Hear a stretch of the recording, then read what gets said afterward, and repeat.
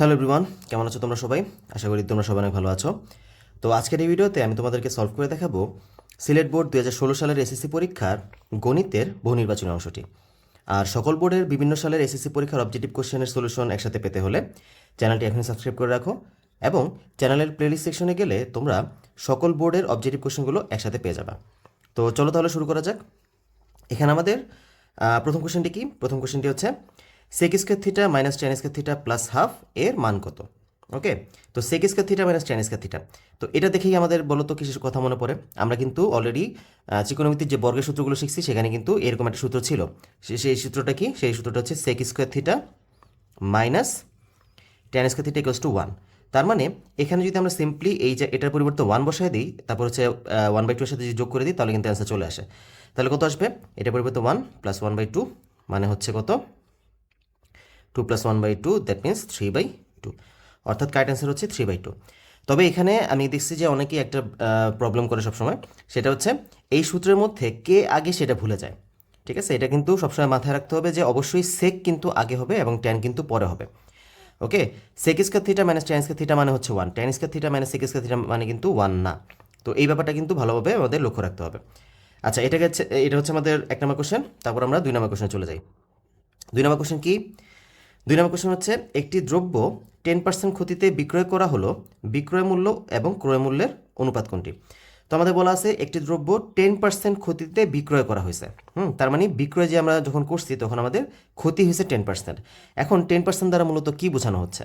এটা হচ্ছে আমাদের পার্সেন্ট দ্বারা মূলত আমরা বাংলায় বলি কি, এটাকে শতকরা, অর্থাৎ শতকরা 10 টাকা ক্ষতি হয়েছে। দ্যাট মিনস আমাদের 100 টাকায় 10 টাকা ক্ষতি হয়েছে।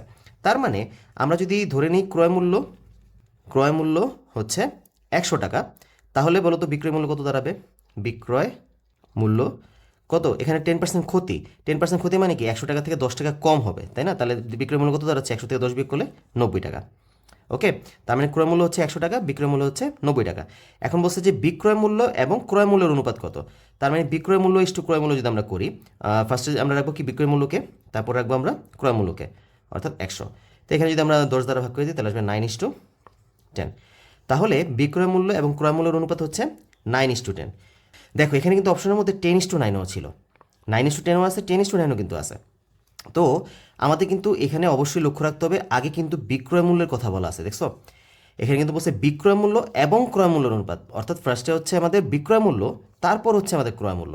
এজন্য বিক্রয় মূল্যের টাকাটা আমাদের অবশ্যই আগে রাখতে হবে আর ক্রয় মূল্যের টাকাটা পরে রাখতে হবে, তাহলে আমাদের 9:10 আসে। কিন্তু যদি এখানে বলতো ক্রয় মূল্যের সাথে বিক্রয় মূল্যের অনুপাত, তখন কিন্তু আমরা 100কে আগে রাখতাম এবং 90কে পরে রেখে দেন অনুপাত আসতো আমাদের 10:9। ঠিক আছে, তো এই ব্যাপারে কিন্তু ভালো করে ফোকাস থাকতে হবে যেন এখানে ভুল না হয়ে যায়। এটা কিন্তু খুব সূক্ষ্ম একটা জিনিস, এইখানে কিন্তু অনেকেই ভুল করে ফেলে। আচ্ছা, তারপর আমরা চলে যাই 3 নম্বর কোশ্চেনে। 3 নম্বর কোশ্চেনটা কি বলছে? 3 নম্বর কোশ্চেন হচ্ছে ও কেন্দ্র বিশিষ্ট বৃত্তে এ বি সি ডি একটি অন্তর্লিখিত চতুর্ভুজ, বি হচ্ছে 135 ডিগ্রি, তাহলে ডি কত? তো আমাদের একটু চিত্রটাকে অঙ্কন করি ফার্স্টে। বলছে ও কেন্দ্র বিশিষ্ট বৃত্ত, ধরলাম এই হচ্ছে একটা বৃত্ত, এই বৃত্তে এ বি সি ডি একটি অন্তর্লিখিত চতুর্ভুজ, ধরলাম এটি হচ্ছে আমাদের সেই অন্তর্লিখিত চতুর্ভুজ যার নাম হচ্ছে এ বি সি ডি। বলছে বি 135 ডিগ্রি, অর্থাৎ এই যে বি এটা হচ্ছে 135 ডিগ্রি, তাহলে ডি কত? এই ডি এর মানটা আমাদের বের করতে বলা হয়েছে। এখন বলো তো, আমরা তো অলরেডি জানি যে কোনো বৃত্তের মধ্যে যদি একটি চতুর্ভুজ অন্তর্লিখিত আকারে থাকে তাহলে সেই চতুর্ভুজের বিপরীত কোণদ্বয়ের সমষ্টি 180 ডিগ্রি হয়। আবার আমরা বলতে পারি বিপরীত কোণদ্বয় হচ্ছে সম্পূরক কোণ। ঠিক আছে, তো এখানে যেহেতু বি কোণের ঠিক অপোজিট কোণটি হচ্ছে ডি, তার মানে এদের সমষ্টি কত পাবো আমরা? এদের সমষ্টি পাবো আমরা 180 ডিগ্রি। তাহলে আমরা বলতে পারি কোণ বি প্লাস কোণ ডি হচ্ছে 180 ডিগ্রি। তাহলে কোণ ডি দাঁড়াবে কত?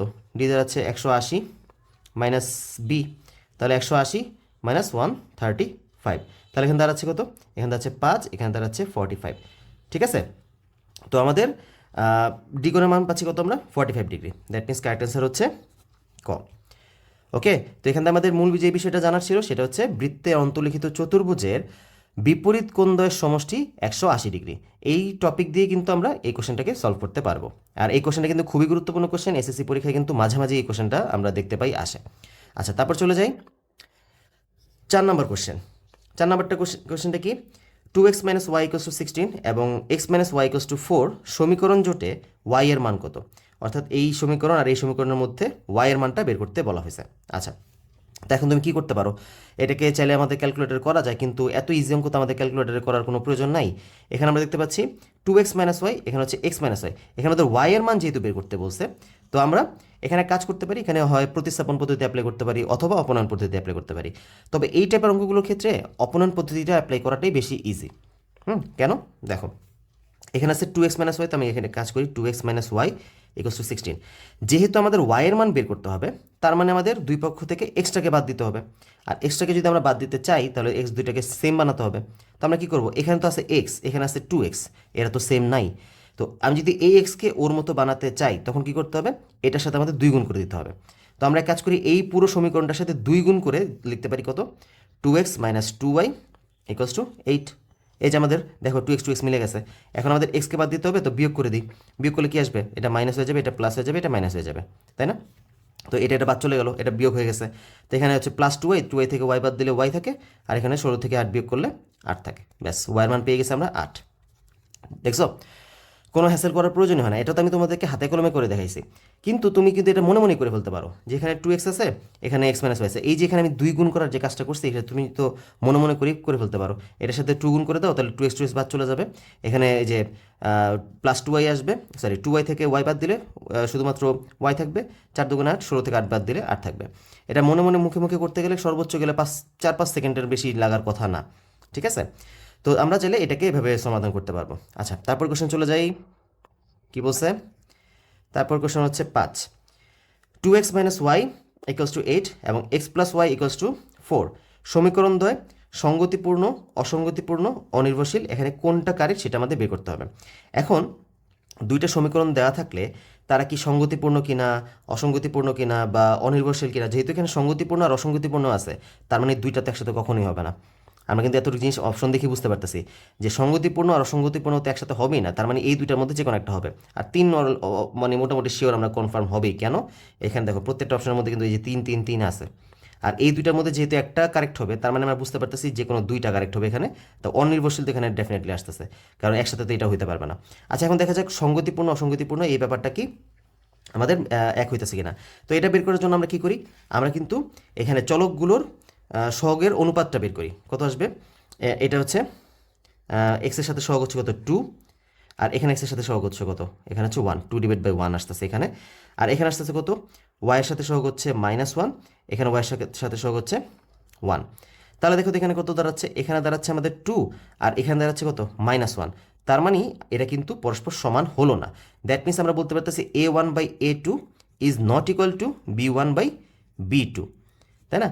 যখন আমাদের a1/e2 is not equal to b1/b2 হয়, তখন বলো তো কী হয়, তখন সেটা হয়ে যায় সমঞ্জস, অনির্ভরশীল, আর আমাদের এখানে সমাধান একটি পাওয়া যায়, ঠিক আছে? তো বলো তো এখানে তাহলে সঙ্গতিপূর্ণ দ্বারা আমরা কি বুঝতেছি, এখানে তো সমাধানের কথা বলা নাই, এখানে সঙ্গতিপূর্ণ অসঙ্গতিপূর্ণ ব্যাপারটাকে মূলত বোঝানো হচ্ছে ওই যে সমঞ্জস আর অসমঞ্জসের জিনিসটাকে এখানে সঙ্গতিপূর্ণ অসঙ্গতিপূর্ণ হিসেবে বলা হয়েছে। ওকে, তো আমরা জানি যে a1/a2 is not equal to b1/b2 হলে সেটা সমঞ্জস হয়ে যায়। তার মানে আমরা বলতে পারতেছি সমঞ্জস মানে হচ্ছে সঙ্গতিপূর্ণ, আর অসমঞ্জস মানে হচ্ছে অসঙ্গতিপূর্ণ, তাই না? তাহলে এখানে কী পাচ্ছি আমরা, তাহলে এটা হবে আমাদের সঙ্গতিপূর্ণ, যেহেতু এটা ইজ নট ইকুয়াল টু, আর আমরা জানি যে এটা হলে সমঞ্জস আসে, আর সমঞ্জস মানে হচ্ছে সঙ্গতিপূর্ণ। ওকে, আর এটা থেকে তো আমরা এটাও বুঝতে পারছি যে এটা হচ্ছে অনির্ভরশীল। তো আমাদের মূলত এই যে এরকম a1/a2 b1/b2 যে চার্টটা আছে বইয়ের মধ্যে, সেই চার্টটা কিন্তু ভালোভাবে পারতে হবে। সেই চার্টটা যদি আমরা ভালোভাবে মুখস্থ রাখতে পারি, তাহলে কিন্তু এই কোশ্চেনগুলো খুব ইজিলি সমাধান করতে পারি। ওকে, তো এভাবে আমরা ওই চারটা মনে রাখবো, চারটা মনে রাখলে কিন্তু এইসব কোশ্চেন, আর এই কোশ্চেন কিন্তু একটা আসেই মোটামুটি প্রত্যেক পরীক্ষাতেই আসে, যদি এই চ্যাপ্টার সিলেবাসে থাকে, যদি শর্ট সিলেবাসে পরীক্ষা না হয়, তাহলে কিন্তু মোটামুটি এই একটা টপিকের একটা অবজেক্টিভ আসেই আসে। আচ্ছা, তারপর চলে যাই, তারপর হচ্ছে আমাদের 6 নম্বর কোশ্চেন, 5 সেন্টিমিটার ধার বিশিষ্ট ঘনকের কর্ণের দৈর্ঘ্য কত সেন্টিমিটার? তো ঘনক বলতে কি বোঝায়, ঘনক বলতে বোঝায় বর্গাকার ঘনবস্তু। ব্যাপারটা আমরা এভাবে মনে রাখবা, একটা আমরা শিখছি আয়তকার ঘনবস্তু, আর একটা হচ্ছে বর্গাকার ঘনবস্তু। ওকে, তো বর্গাকার ঘনবস্তু দেখতে কেমন হয়, এই ধরো একটা বর্গক্ষেত্র রাখছি, যেটা এটা একটা বর্গক্ষেত্র মানে 4টা বাহু পরস্পর সমান, আবার এই একটা বর্গক্ষেত্র রাখছি, এটাও 4টা বাহু পরস্পর সমান, এবং এই পাশে যে বাহুগুলোকে যোগ করব এগুলোও পরস্পর এই বাহুগুলোরই সমান। মানে মোট কথা হচ্ছে এই ঘনবস্তুর মধ্যে প্রত্যেকটা বাহুর দৈর্ঘ্য হচ্ছে সেম, দৈর্ঘ্য প্রস্থ উচ্চতা সবই হচ্ছে আমাদের সেম। তো এরকম বর্গাকার ঘনবস্তুকেই মূলত বলা হচ্ছে ঘনক। এখন আমাদের বলছে যে ঘনকের কর্ণের দৈর্ঘ্য নির্ণয় করতে হবে। কর্ণ বলতে কী বোঝাচ্ছে? ঘনকের ঘনকের এই যে কোণা থেকে, আচ্ছা আমি একটা অন্য ডিফারেন্ট কালি দিয়ে দেখাই তোমাদেরকে। এই যে এই কোণা থেকে তুমি বলতে পারো এই কোণা থেকে এই কোণার যোগফল, ঠিক আছে? এটা হইতে পারে, অথবা ধরো এখানে অনেকগুলো আমাদের কর্ণ আসে। এই যে এখান থেকে এখানে, তারপর এখান থেকে এখানে, এখান থেকে এখানে, টোটাল আমাদের 4টা কর্ণ এখানে পাওয়া সম্ভব। তো এই কর্ণের দৈর্ঘ্য আমাদের বের করতে বলা হয়েছে। তো ঘনকের কর্ণের দৈর্ঘ্য নির্ণয় সূত্র কি? আয়তকার ঘনবস্তুর কর্ণের দৈর্ঘ্য নির্ণয় সূত্র হচ্ছে √ দৈর্ঘ্য স্কয়ার প্লাস প্রস্থ স্কয়ার প্লাস উচ্চতা স্কয়ার। তো এখানে যেহেতু দৈর্ঘ্য প্রস্থ উচ্চতা তিনটাই সমান, আমরা বলতে পারি √ a square plus a square plus a square, sorry এটা a স্কয়ার, ঠিক আছে? তাহলে কথা হচ্ছে √3a স্কয়ার, মানে হচ্ছে √3, রুট যদি a স্কয়ারের উপর অপারেট করে হয়ে যাবে a, তার মানে √3 × a, ঠিক আছে? এটা হচ্ছে ঘনকের কর্ণ নির্ণয়ের সূত্র। তো বলো কত পাচ্ছি আমরা? √3 × a কত? a হচ্ছে আমাদের এখানে 5 সেন্টিমিটার, তাই √3 × 5। তো দেখি এখানে ক্যালকুলেশন করলে কি আসে। √3 × 5 মানে হচ্ছে 8.660, তার মানে হচ্ছে 8.66। আচ্ছা এই তাহলে এটা হচ্ছে আমাদের কারেক্ট অ্যান্সার, ঠিক আছে? আশা করি সবাই বুঝতে পারছো। তো এই সূত্র অনেকে দেখছি যে এটাকে মুখস্থ রাখতে যায়। তো তোমার যদি এই সূত্র তুমি ভুলে যাও তাহলে অবশ্যই কিন্তু এই যে বেসিক যে সূত্রটা, যেটা থেকে এই সূত্রটা উৎপত্তি হয়েছে সেটাকে তুমি মনে রাখবা, ঠিক আছে? তাহলে দেখবা যে এই সূত্রগুলো আর ভুলবা না। ওকে, তারপর আসি আমাদের 7 নম্বর কোশ্চেন। 7 নম্বর কোশ্চেন কি বলছে? ত্রিকোণমিতিক অনুপাতের ক্ষেত্রে tan 45 ডিগ্রি = 1, sin a হচ্ছে 1/cosec a, cos θ হচ্ছে লম্ব বাই অতিভুজ। তো এখানে কোনটা কারেক্ট? tan 45 ডিগ্রি তো 1, এটা আমরা চার্ট থেকেও মুখস্থ করে জানতে পারি, অথবা তুমি যদি ভুলে যাও তাহলে ক্যালকুলেটারে চেক করে দেখবা যে tan 45 মানে কত। tan 45 মানে হচ্ছে 1। ওকে, তো এটা কারেক্ট। তারপর sin a মানে হচ্ছে 1/cosec a। আমরা তো এটাও জানি যে সাইন আর কোসেক হচ্ছে একজনের উল্টা। সাইনকে উল্টা করলে আমরা কোসেক পাই, কোসেককে উল্টা করলে আমরা সাইন পাই। তো এটাও কারেক্ট। তারপর হচ্ছে cos θ = লম্ব বাই অতিভুজ। এটা কিন্তু ভুল, এটা কিন্তু ঠিক না, কারণ cos θ মানে হচ্ছে ভূমি বাই অতিভুজ, তাই না? আর এটাকে আমরা কীভাবে মনে রাখি বলো তো? আমরা কিন্তু একটা কবিতার মতো 3টা লাইন দিয়ে এটাকে মনে রাখতে পারি, যে সাগরে লবণ আছে, কবরে ভূত আছে, টেরা লম্বা ভূত। ওই যে কবরে ভূত আছে, হ্যাঁ, এটা দিয়ে কিন্তু আমরা এটা মনে রাখতে পারি, কবরে ভূত আছে। কবর দ্বারা রিপ্রেজেন্ট করতেছে কসকে, ভূ দ্বারা বোঝাচ্ছে ভূমিকে, আর আছের দ্বারা বোঝাচ্ছে অতিভুজকে। তার মানে cos θ মানে হচ্ছে ভূমি বাই অতিভুজ। তো এটা দিয়ে আমরা বুঝতে পারলাম যে এটা কারেক্ট না। লম্ব বাই অতিভুজ হচ্ছে গিয়ে মূলত সাইন থিটা। তো এখানে কারেক্ট অ্যান্সার কত? 1 আর 2। অলরাইট, 7 নাম্বার শেষ। 8 নাম্বারে চলে যাই। 8 নাম্বার কি বলছে? 1/√5 -1 আর √5 ধারাটির সাধারণ অনুপাত কত? সাধারণ অনুপাত, তার মানে এটা হচ্ছে একটা গুণোত্তর ধারা, কারণ গুণোত্তর ধারার মধ্যে আমরা সাধারণ অনুপাত পাই। আর সাধারণ অনুপাত বের করার নিয়ম কি? সাধারণ অনুপাত বের করার নিয়ম হচ্ছে, এটাকে আমরা আর দ্বারা প্রকাশ করি, দ্বিতীয় পদ ভাগ প্রথম পদ। তুমি এভাবে বলতে পারো, অথবা বলতে পারো যে কোনো একটি পদ ডিভাইড বাই তার পূর্ববর্তী পদ, ঠিক আছে? কোনো একটি পদ ডিভাইড বাই তার পূর্ববর্তী পদ। অর্থাৎ তুমি এখানে যে দ্বিতীয় পদের সাথে প্রথম পদই ভাগ করতে হবে তা কিন্তু এমন না। তুমি চাইলে তৃতীয় পদের সাথে দ্বিতীয় পদেরও ভাগ করতে পারো, ঠিক আছে? দ্বিতীয় পদের ভাগ করতে পারো। তুমি চতুর্থ পদের সাথে তৃতীয় পদ ভাগ করে বের করতে পারো, ঠিক আছে? তো এইভাবেই তুমি যে কোনো একটা দিয়ে অনুপাতটা বের করতে পারো। যেহেতু এখানে বলেই দিয়েছে সাধারণ অনুপাত, তার মানে আমরা আগেই বুঝে গেছি যে তার মানে এটা অবশ্যই গুণোত্তর ধারা। তো এই কাজটা আমরা কখন করি? যে দ্বিতীয় পদ ভাগ প্রথম পদ, তৃতীয় ভাগ মানে তৃতীয় ভাগ তৃতীয়, দ্বিতীয়, এগুলো আমরা মূলত কখন করি? একটা ধারা কি সমান্তর কিনা বা গুণোত্তর কিনা সেটা বোঝার জন্য আমরা যে কোনো দুইটা পদের অনুপাতটা বের করি। যদি দেখি যে দুই অনুপাতে মিলতেছে, তার মানে বোঝা যায় যে সেটা হচ্ছে একটা গুণোত্তর ধারা। কিন্তু আমাদের এখানে যেহেতু বলাই আছে সাধারণ অনুপাত, তার মানে আমাদের আর এটা চেক করার প্রয়োজন নাই যে এটা কি গুণোত্তর ধারা নাকি সমান্তর ধারা। ওকে, তো আসলে দেখি এটা কত আসবে। এই যে দ্বিতীয় পদ ভাগ প্রথম পদ, দ্বিতীয় পদ কত? এই যে -1 ডিভাইড বাই কত আসবে? 1/√5, ঠিক আছে? এটা হচ্ছে লব, এটা হচ্ছে হর। তো আমরা -1 হরকে গুণ দিয়ে উল্টে দিই, √5/1, দ্যাট মিনস -√5। তো এটা হচ্ছে আমাদের সাধারণ অনুপাত, তার মানে কারেক্ট অ্যান্সার হচ্ছে গ। অলরাইট, 8 নাম্বার শেষ। তারপর আসি আমরা 9 নাম্বারে। 9 নাম্বার কী বলছে? পিতা ও পুত্রের বর্তমান বয়সের অনুপাত হচ্ছে 8:3 এবং তাদের বয়সের সমষ্টি 55 বছর। পুত্রের বর্তমান বয়স কত বছর? তো পিতা পুত্রের বর্তমান বয়সের অনুপাত হচ্ছে 8:3। এটা কিন্তু বর্তমান বয়স। এবং তাদের বয়সের সমষ্টি হচ্ছে 55, তার মানে দুইটাই কিন্তু বর্তমানের কথা বলা আছে। তার মানে তাদের যে বয়সটা, সেই বয়সটাকে তুমি যদি অনুপাত করো তাহলে পাবা 8:3, আর যদি সেই বয়সগুলোকে যোগ করে দাও বর্তমান বয়সটাকে, তাহলে কিন্তু 55 পাবা।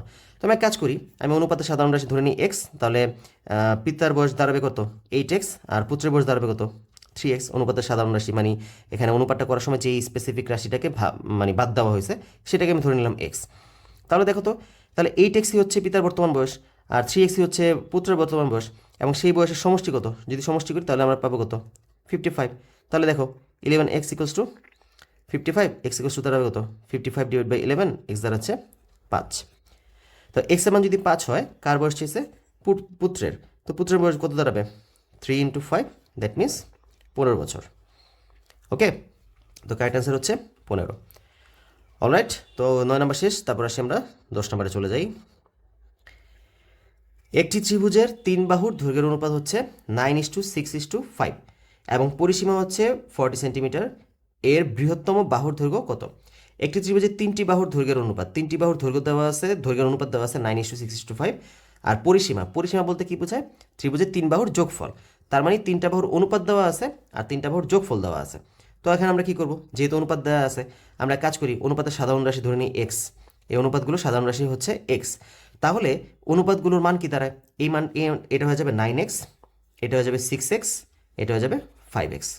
তো এটা হচ্ছে 3টা বাহুর দৈর্ঘ্য। এখন বলা আছে এদের পরিসীমা হচ্ছে 40 সেন্টিমিটার, তার মানে 3 বাহুর যোগফল হচ্ছে 40 সেন্টিমিটার। ব্যাস, এখান থেকে আমরা ক্যালকুলেশন করে ফেলি। ক্যালকুলেশন করলেই তো আমরা মোটামুটি এখানে অ্যান্সার পেয়ে যাবো। কত আসে 9 6 হচ্ছে 15, মানে 20, এক্স ইকুয়ালস টু 40, তাহলে এক্স দাঁড়াচ্ছে কত 40 ডিভাইড বাই 20, এক্সের মান দাঁড়াচ্ছে 2। ওকে, তো এক্স এর মান 2 পেয়ে গেলাম। এখন আমাদের কি বের করতে বলছে, বৃহত্তম বাহুর দৈর্ঘ্য। বৃহত্তম বাহু কোনটা এখানে, এখানে ডেফিনেটলি 9x হচ্ছে বৃহত্তম। তো 9 এর সাথে যদি আমি 2 গুণ করে দিই, 9 × 2 মানে কত 18, তার মানে বৃহত্তম বাহু দৈর্ঘ্য দাঁড়াচ্ছে 18 সেন্টিমিটার। ডান। তো 10 নম্বরটা শেষ, এবার আসো 11 নম্বরটা চলে যাই আমরা। ওকে, তো 11 নম্বরটা কি বলছে আমাদেরকে, একটি বৃত্তের ব্যাসার্ধ 5 সেন্টিমিটার এবং একটি বৃত্তচাপ কেন্দ্রে 60 ডিগ্রি কোণ উৎপন্ন করলে বৃত্তকলার ক্ষেত্রফল কত? তো একটু এটাকে চিত্রকে একটু বুঝে নিই, তারপর আমরা এটা সমাধান করব। একটা বৃত্তের এই ব্যাসার্ধ হচ্ছে 5 সেন্টিমিটার। একটি বৃত্তচাপ ধরলাম, এই একটা বৃত্তচাপ, এই বৃত্তচাপটা কেন্দ্রে, এই যে কেন্দ্রে যদি তুমি যোগ করে দাও তাহলে এখানে 60 ডিগ্রি কোণ পাবা, এই যে 60 ডিগ্রি কোণ উৎপন্ন করে। তাহলে এই বৃত্তকলা বলতে কাকে বোঝাচ্ছে, এই যে এই অংশটা, ঠিক আছে, এই যে পিৎজার একটা স্লাইস আর কি। তো দেখো এই অংশটার ক্ষেত্রফল আমাদের বের করতে বলা হয়েছে। এখন বৃত্তকলার ক্ষেত্রফল নির্ণয় সূত্র কি, বৃত্তের ক্ষেত্রফলের সূত্র তো আমরা জানি, বৃত্তের ক্ষেত্রফলের সূত্র কত πr², তাই না? এটা হচ্ছে আমাদের বৃত্তের ক্ষেত্রফলের সূত্র। তাহলে বৃত্তকলার ক্ষেত্রফল কি, বৃত্তকলা তো তার মানে পুরো বৃত্তের তুলনায় তো বৃত্তকলাটা একটু ছোট। তো এটার জন্য আমরা কি করি, এটার বৃত্তকলার ক্ষেত্রফল নির্ণয় সূত্র হচ্ছে θ/360 ইন্টু πr²। তো এইটাই হচ্ছে আমাদের মূলত বৃত্তকলার ক্ষেত্রফলের সূত্র। বৃত্তের ক্ষেত্রফল হচ্ছে πr², দেখো এখানেও কিন্তু πr² আছে, জাস্ট এক্সট্রাভাবে কি গুণ হয়েছে θ/360। তো থিটা বলতে কি বোঝাচ্ছে, থিটা হচ্ছে এই যে মাঝখানে যে কোণটা উৎপন্ন হয়েছে না সেটা, অর্থাৎ এখানে কত 60 ডিভাইড বাই 360 ইন্টু πr², মানে এখানে কত আসবে 6 6 মানে 36, দ্যাট মিনস 1/6 πr²। তো দাঁড়াচ্ছে 1/6 ইন্টু পাই ইন্টু আর কত, আর বলছিল আমাদের 5 সেন্টিমিটার, 5²। তো দেখি আসো কত আসে অ্যান্সার, 1/6 ইন্টু পাই ইন্টু 5², কত আসে, দাঁড়াচ্ছে 13.089, মানে হচ্ছে 13.09। এই যেটা দেখতে পাচ্ছি আমরা ক নাম্বার কোশ্চেন আছে, ঠিক আছে। তো ক নাম্বার কোশ্চেনে তার মানে দ্যাট মিনস আমাদের ক হচ্ছে কারেক্ট অ্যান্সার। আচ্ছা, তারপর এখন আমরা 12 নম্বর অঙ্কে চলে যাই। 12 নম্বর কোশ্চেন কি বলছে, 12 নম্বর কোশ্চেন হচ্ছে ABC ক্রমিক সমানুপাতি হলে নিচের কোনটি সঠিক। আচ্ছা, ABC ক্রমিক সমানুপাতি হলে নিচের কোনটি সঠিক। আচ্ছা, ক্রমিক সমানুপাতি বলতে মূলত কি বোঝাচ্ছে, ক্রমিক সমানুপাতির মানে কি, যদি 3টা সংখ্যা ক্রমিক সমানুপাতি হয় তাহলে সেটা দ্বারা বোঝানো হয় যে এখানে এই ক্ষেত্রে বলা যাবে A/B ইকুয়ালস টু হচ্ছে B/C, অর্থাৎ প্রথম দুই পদের অনুপাত দ্বিতীয় দুই পদের অনুপাতের সমান। মানে এ এর সাথে বি অনুপাত করলে যা পাবো আর বি এর সাথে সিকে অনুপাত করলে আমরা সেম মানটাই পাবো, এটাকে মূলত বলা হচ্ছে ক্রমিক সমানুপাতি। ঠিক আছে, তার মানে এখানে ABC যদি ক্রমিক সমানুপাতি হয় আমরা সেটাকে বলতে পারি A/B ইকুয়ালস টু হচ্ছে B/C। তো A/B কে আমরা এভাবে লিখতে পারি A/B ইকুয়ালস টু B/C। এখন যদি তুমি আর গুণ করে দাও তাহলে আসবে কত, B² সমান সমান AC। ঠিক আছে, দেখো এটা কোথায় আছে, B² সমান সমান AC, এই যে B² সমান সমান AC আমাদের ক নম্বর কোশ্চেনে আছে। তার মানে এটা হচ্ছে কারেক্ট অ্যান্সার। আচ্ছা, তারপর চলে যাই আমরা 13 নম্বরটা। 13 নম্বরটা কি? 13 নম্বর হচ্ছে ভূরেখার অপর নাম কি? ভূরেখা, এখানে কিন্তু কথা বলা আছে। ভূ মানে কি? ভূ বলতে এখানে বোঝানো হচ্ছে ভূমির ওপর। এই যে ভূমি, এই ভূমির উপর যে রেখা, মানে ভূমির উপর আমরা যে রেখাটাকে কল্পনা করি সেটাই হচ্ছে মূলত ভূরেখা। ঠিক আছে, এটা মূলত কোথায় আমাদের এই রেখাটা কোথায় কাজে লাগে বলো তো, কোন অঙ্কের ক্ষেত্রে?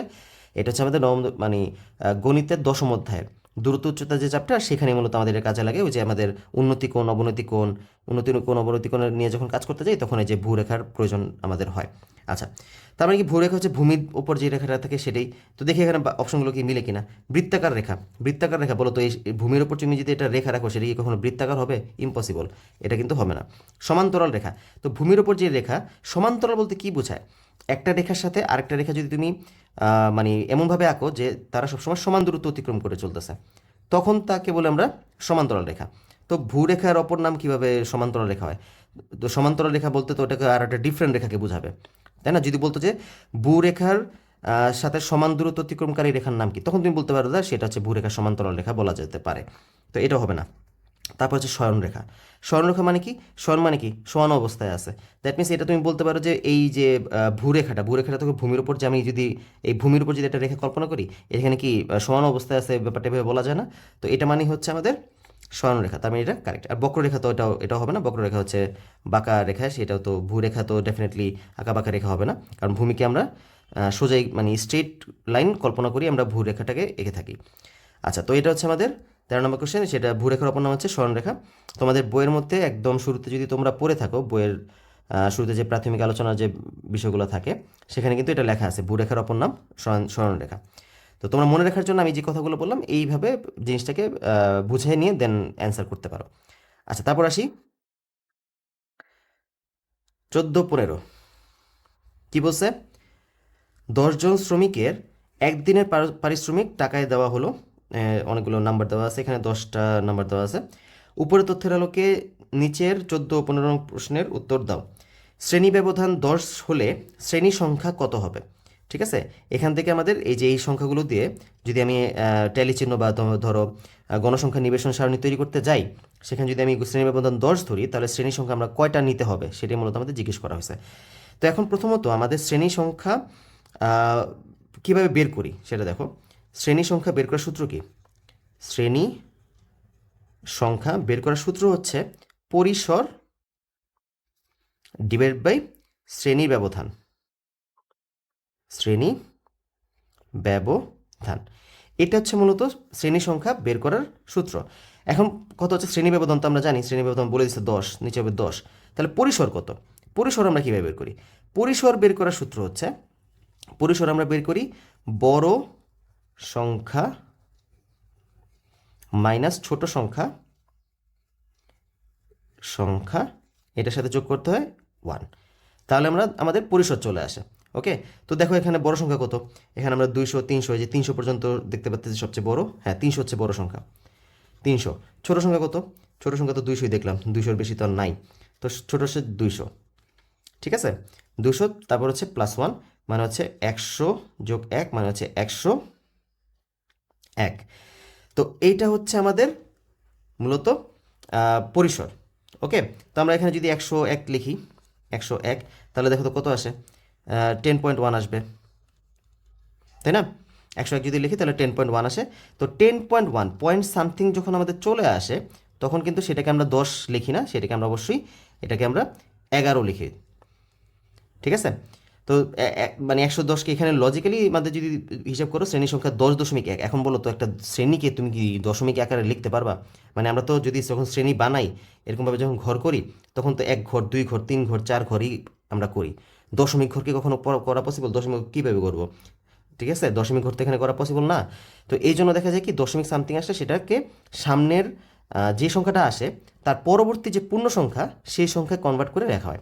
দেখেন যেহেতু 10.1 আসছে, তার মানে আমি এটাকে লিখতে পারি 11, যেহেতু 10-এর পরবর্তী পূর্ণ সংখ্যা হচ্ছে 11, তাহলে এখানে আমাদের বলতো শ্রেণীর সংখ্যা কত হবে? শ্রেণীর সংখ্যা দাঁড়াচ্ছে আমাদের 11। ঠিক আছে, তো এটা গেলো আমাদের 14 নম্বর প্রশ্ন। এবার আসো উপাত্তগুলোর প্রচুরক কত 15 নম্বরে। প্রচুরক মানে কি? যেই সংখ্যাটা বারবার রিপিট আসছে, সবচেয়ে বেশি যেই সংখ্যাটা রিপিট আসছে সেটাই মূলত হচ্ছে প্রচুরক। তো এখানে আমরা দেখতে পারি, দেখি যে কোনটা আছে। এই যে 200 দেখো, একবার, দুইবার, তিনবার আছে।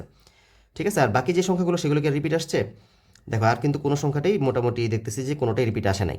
তার মানে 200ই আমাদের দেখছো 3বার আসছে, তো এটাকে আমরা বলতে পারতেছি মূলত প্রচুরক। তাহলে প্রচুরক দাঁড়াচ্ছে কত? প্রচুরক হচ্ছে 200। ওকে, তো আমাদের 14-15 শেষ। এবার আমরা 16 নম্বরে চলে যাই। 16 নম্বর কি? এ বি ইকুয়ালস টু 5 একক। এই যে এ বি চিত্র দেওয়া আছে, চিত্রে এ বি হচ্ছে 5 একক, এটা হলো 5। তারপর হচ্ছে ত্রিভুজ ক্ষেত্র এবিসি, এবিডি, এবিডি হচ্ছে 6 বর্গ একক।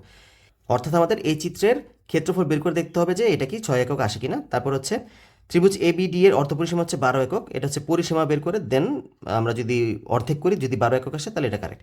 তো আসলে দেখা যাক, এ বি ইকুয়ালস টু 5 একক। দেখি এ বি ইকুয়ালস টু 5 একক কি কারেক্ট কিনা।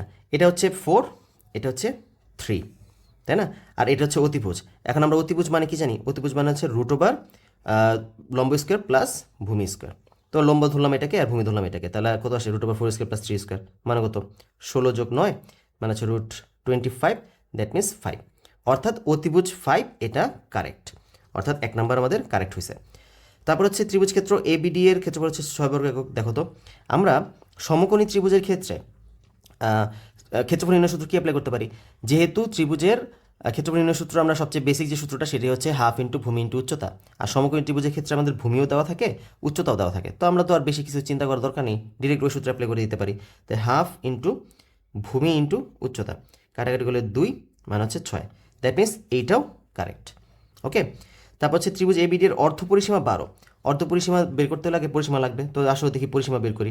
পরিসীমা কত দাঁড়াবে? 3 বার যোগফল 5 প্লাস 3 প্লাস 4 ডিভাইড বাই 2 লিখতে হবে, যদিও 2 লেখা এখানে আমাদের দেখো 5 3 8, 8 4 12, 12 ডিভাইড বাই 2 মানে হচ্ছে 6। তার মানে অর্ধপরিসীমা হচ্ছে মূলত 6 একক, কিন্তু এখানে দেওয়া আছে অর্ধপরিসীমা 12 একক, তার মানে এটা কিন্তু কারেক্ট না। দ্যাট মিনস কারেক্ট অ্যান্সার হচ্ছে কত? 1 আর 2। ওকে, তো 16 নম্বর শেষ। এবার আসো 17 নম্বরটা। 17 নম্বরটার জন্য আমরা কী করতে পারি? দেখো, 0.03 পৌনপুনিক এর সামান্য ভগ্নাংশ কোনটি? সামান্য ভগ্নাংশ বলতে মূলত বোঝাচ্ছে এই সংখ্যাটাকে আমাদের ভগ্নাংশে কনভার্ট করতে বলা হয়েছে। তো এই টাইপের যখন পৌনপুনিকযুক্ত সংখ্যা আমাদের চলে আসে, তুমি এটাকে হাতে কলমে সমাধান চাইলে করতে পারো। যদি দেখো যে অতিমাত্রায় বড় কিছু আসছে, তখন তুমি চাইলে হাতে কলমে করতে পারো, কিন্তু এই টাইপের অঙ্কের ক্ষেত্রে আসলে হাতে কলমে করে সময় নষ্ট করার দরকার নেই। আমাদের যেহেতু ক্যালকুলেটর অ্যালাউড, তাহলে আমরা কেন শুধু শুধু হাতে কলমে করতে যাব? এটাকে ক্যালকুলেটর করতে গেলে কী হবে? 0.03 পৌনপুনিক, তো 0.0 দেখো 3-এর ওপর পৌনপুনিক মানে হচ্ছে 3 রিপিট আসবে। তো আমি এক কাজ করি, অনেকবার 3-তে প্রেস করি। দেখো, অনেকবার 3-তে প্রেস করলাম, দেন ইকুয়াল দিই 1/30, ডিরেক্ট অ্যান্সার চলে আসছে। ব্যাপারটা বুঝতে পারছো? এটা তো আমি 991 ES প্লাস দিয়ে করলাম, যদি আমি 100 mAh দিয়ে করি তাহলেও দেখো 0.033333, অনেকগুলো 3 দিলাম। দেখো ইকুয়াল দিই 0.33, তুমি এই বাটনটাতে প্রেস করলে 1/30, দেখছো? ডিরেক্ট কিন্তু আমাদের অ্যান্সার এখানে শো করছে। আচ্ছা, তো এই টাইপের অঙ্কগুলোকে তোমাদের যখন পরীক্ষায় আসবে, তোমরা কিন্তু ক্যালকুলেটর ইউজ করে সহজেই সমাধান করে ফেলতে পারো। এটা নিয়ে আর শুধু শুধু হাতে কলমে করার কোনো প্রয়োজন নেই। আচ্ছা, তারপর চলে আসি 18 নম্বরটা। P equals to x y, q equals to y x হলে পি বাদ কিউ কত? তো এখানে পি এর মান দেওয়া আছে এক্স আর ওয়াই, কিউ এর মান হচ্ছে ওয়াই এক্স। পি বাদ কিউ, পি বাদ কিউ বলতে মূলত কী বোঝাচ্ছে? এক্স ওয়াই বাদ ওয়াই এক্স। ব্যাপারটা বুঝো, এই বাদ দ্বারা মূলত কী বোঝায়? বাদ দ্বারা মূলত বোঝায় এখানে কিন্তু মুখ্য হচ্ছে আমাদের পি, আর তুমি গৌণ বলতে পারো কিউকে। মানে হচ্ছে পি বাদ কিউ বলতে ব্যাপারটাকে যদি বাংলায় বলি, ব্যাপারটা এরকম দাঁড়ায়, পি থেকে কিউ বাদ যাবে, মানে পি থেকে পি এর মধ্যে কিউ এর যে সকল উপাদানগুলো আছে সেগুলো সব বাদ যাবে। ব্যাপারটা বোঝা গেছে? পি এর মধ্যে কিউ এর যত সব উপাদান আছে সেগুলো সব বাদ যাবে। যদি কোনো উপাদান এমন হয় যে যেগুলো পি এর মধ্যে আছে বাট কিউ এর মধ্যে নাই, তাহলে সেগুলো কিন্তু থেকে যাবে। যেগুলো কিউ এর সাথে মিলবে শুধুমাত্র সেগুলোই বাদ চলে যাবে। ঠিক আছে, দেখো তো এখানে এক্স ওয়াই, এখানেও কিন্তু ওয়াই এক্স, সরি এটা জেড না, ওয়াই এক্স, এখানে কিন্তু এক্স। দেখো এক্স ওয়াই, এখানেও কিন্তু এক্স ওয়াই, সব কিন্তু মিলে যেতেছে। তাই না? তো যেহেতু এটা উপাদান বোঝাচ্ছে, এটা কিন্তু কোনো ক্রোমোজোম না। ক্রোমোজোম হলে সেটার আবার আমরা ডিফারেন্ট কথা চিন্তা করতাম। এটা কিন্তু একটা সেটের সাথে সেটের কাজ করতেছে। তো যেহেতু এখানে এক্স ওয়াইয়ের সাথে এক্স ওয়াই মিলে গেছে, তার মানে এখানে তো সবই বাদ চলে যেতেছে। বাদ চলে গেলে কত থাকবে? আমরা বলতে পারি বাদ চলে গেলে ফাঁকা সেট থাকবে। এভাবে লিখতে পারো অথবা এইভাবে লিখতে পারো, যেটাই দেখবা তুমি অপশনে আছে। তো এখানে দেখতে পাচ্ছি যে অপশনের মধ্যে এইটা আছে, এই চিহ্নটা আছে। ঠিক আছে।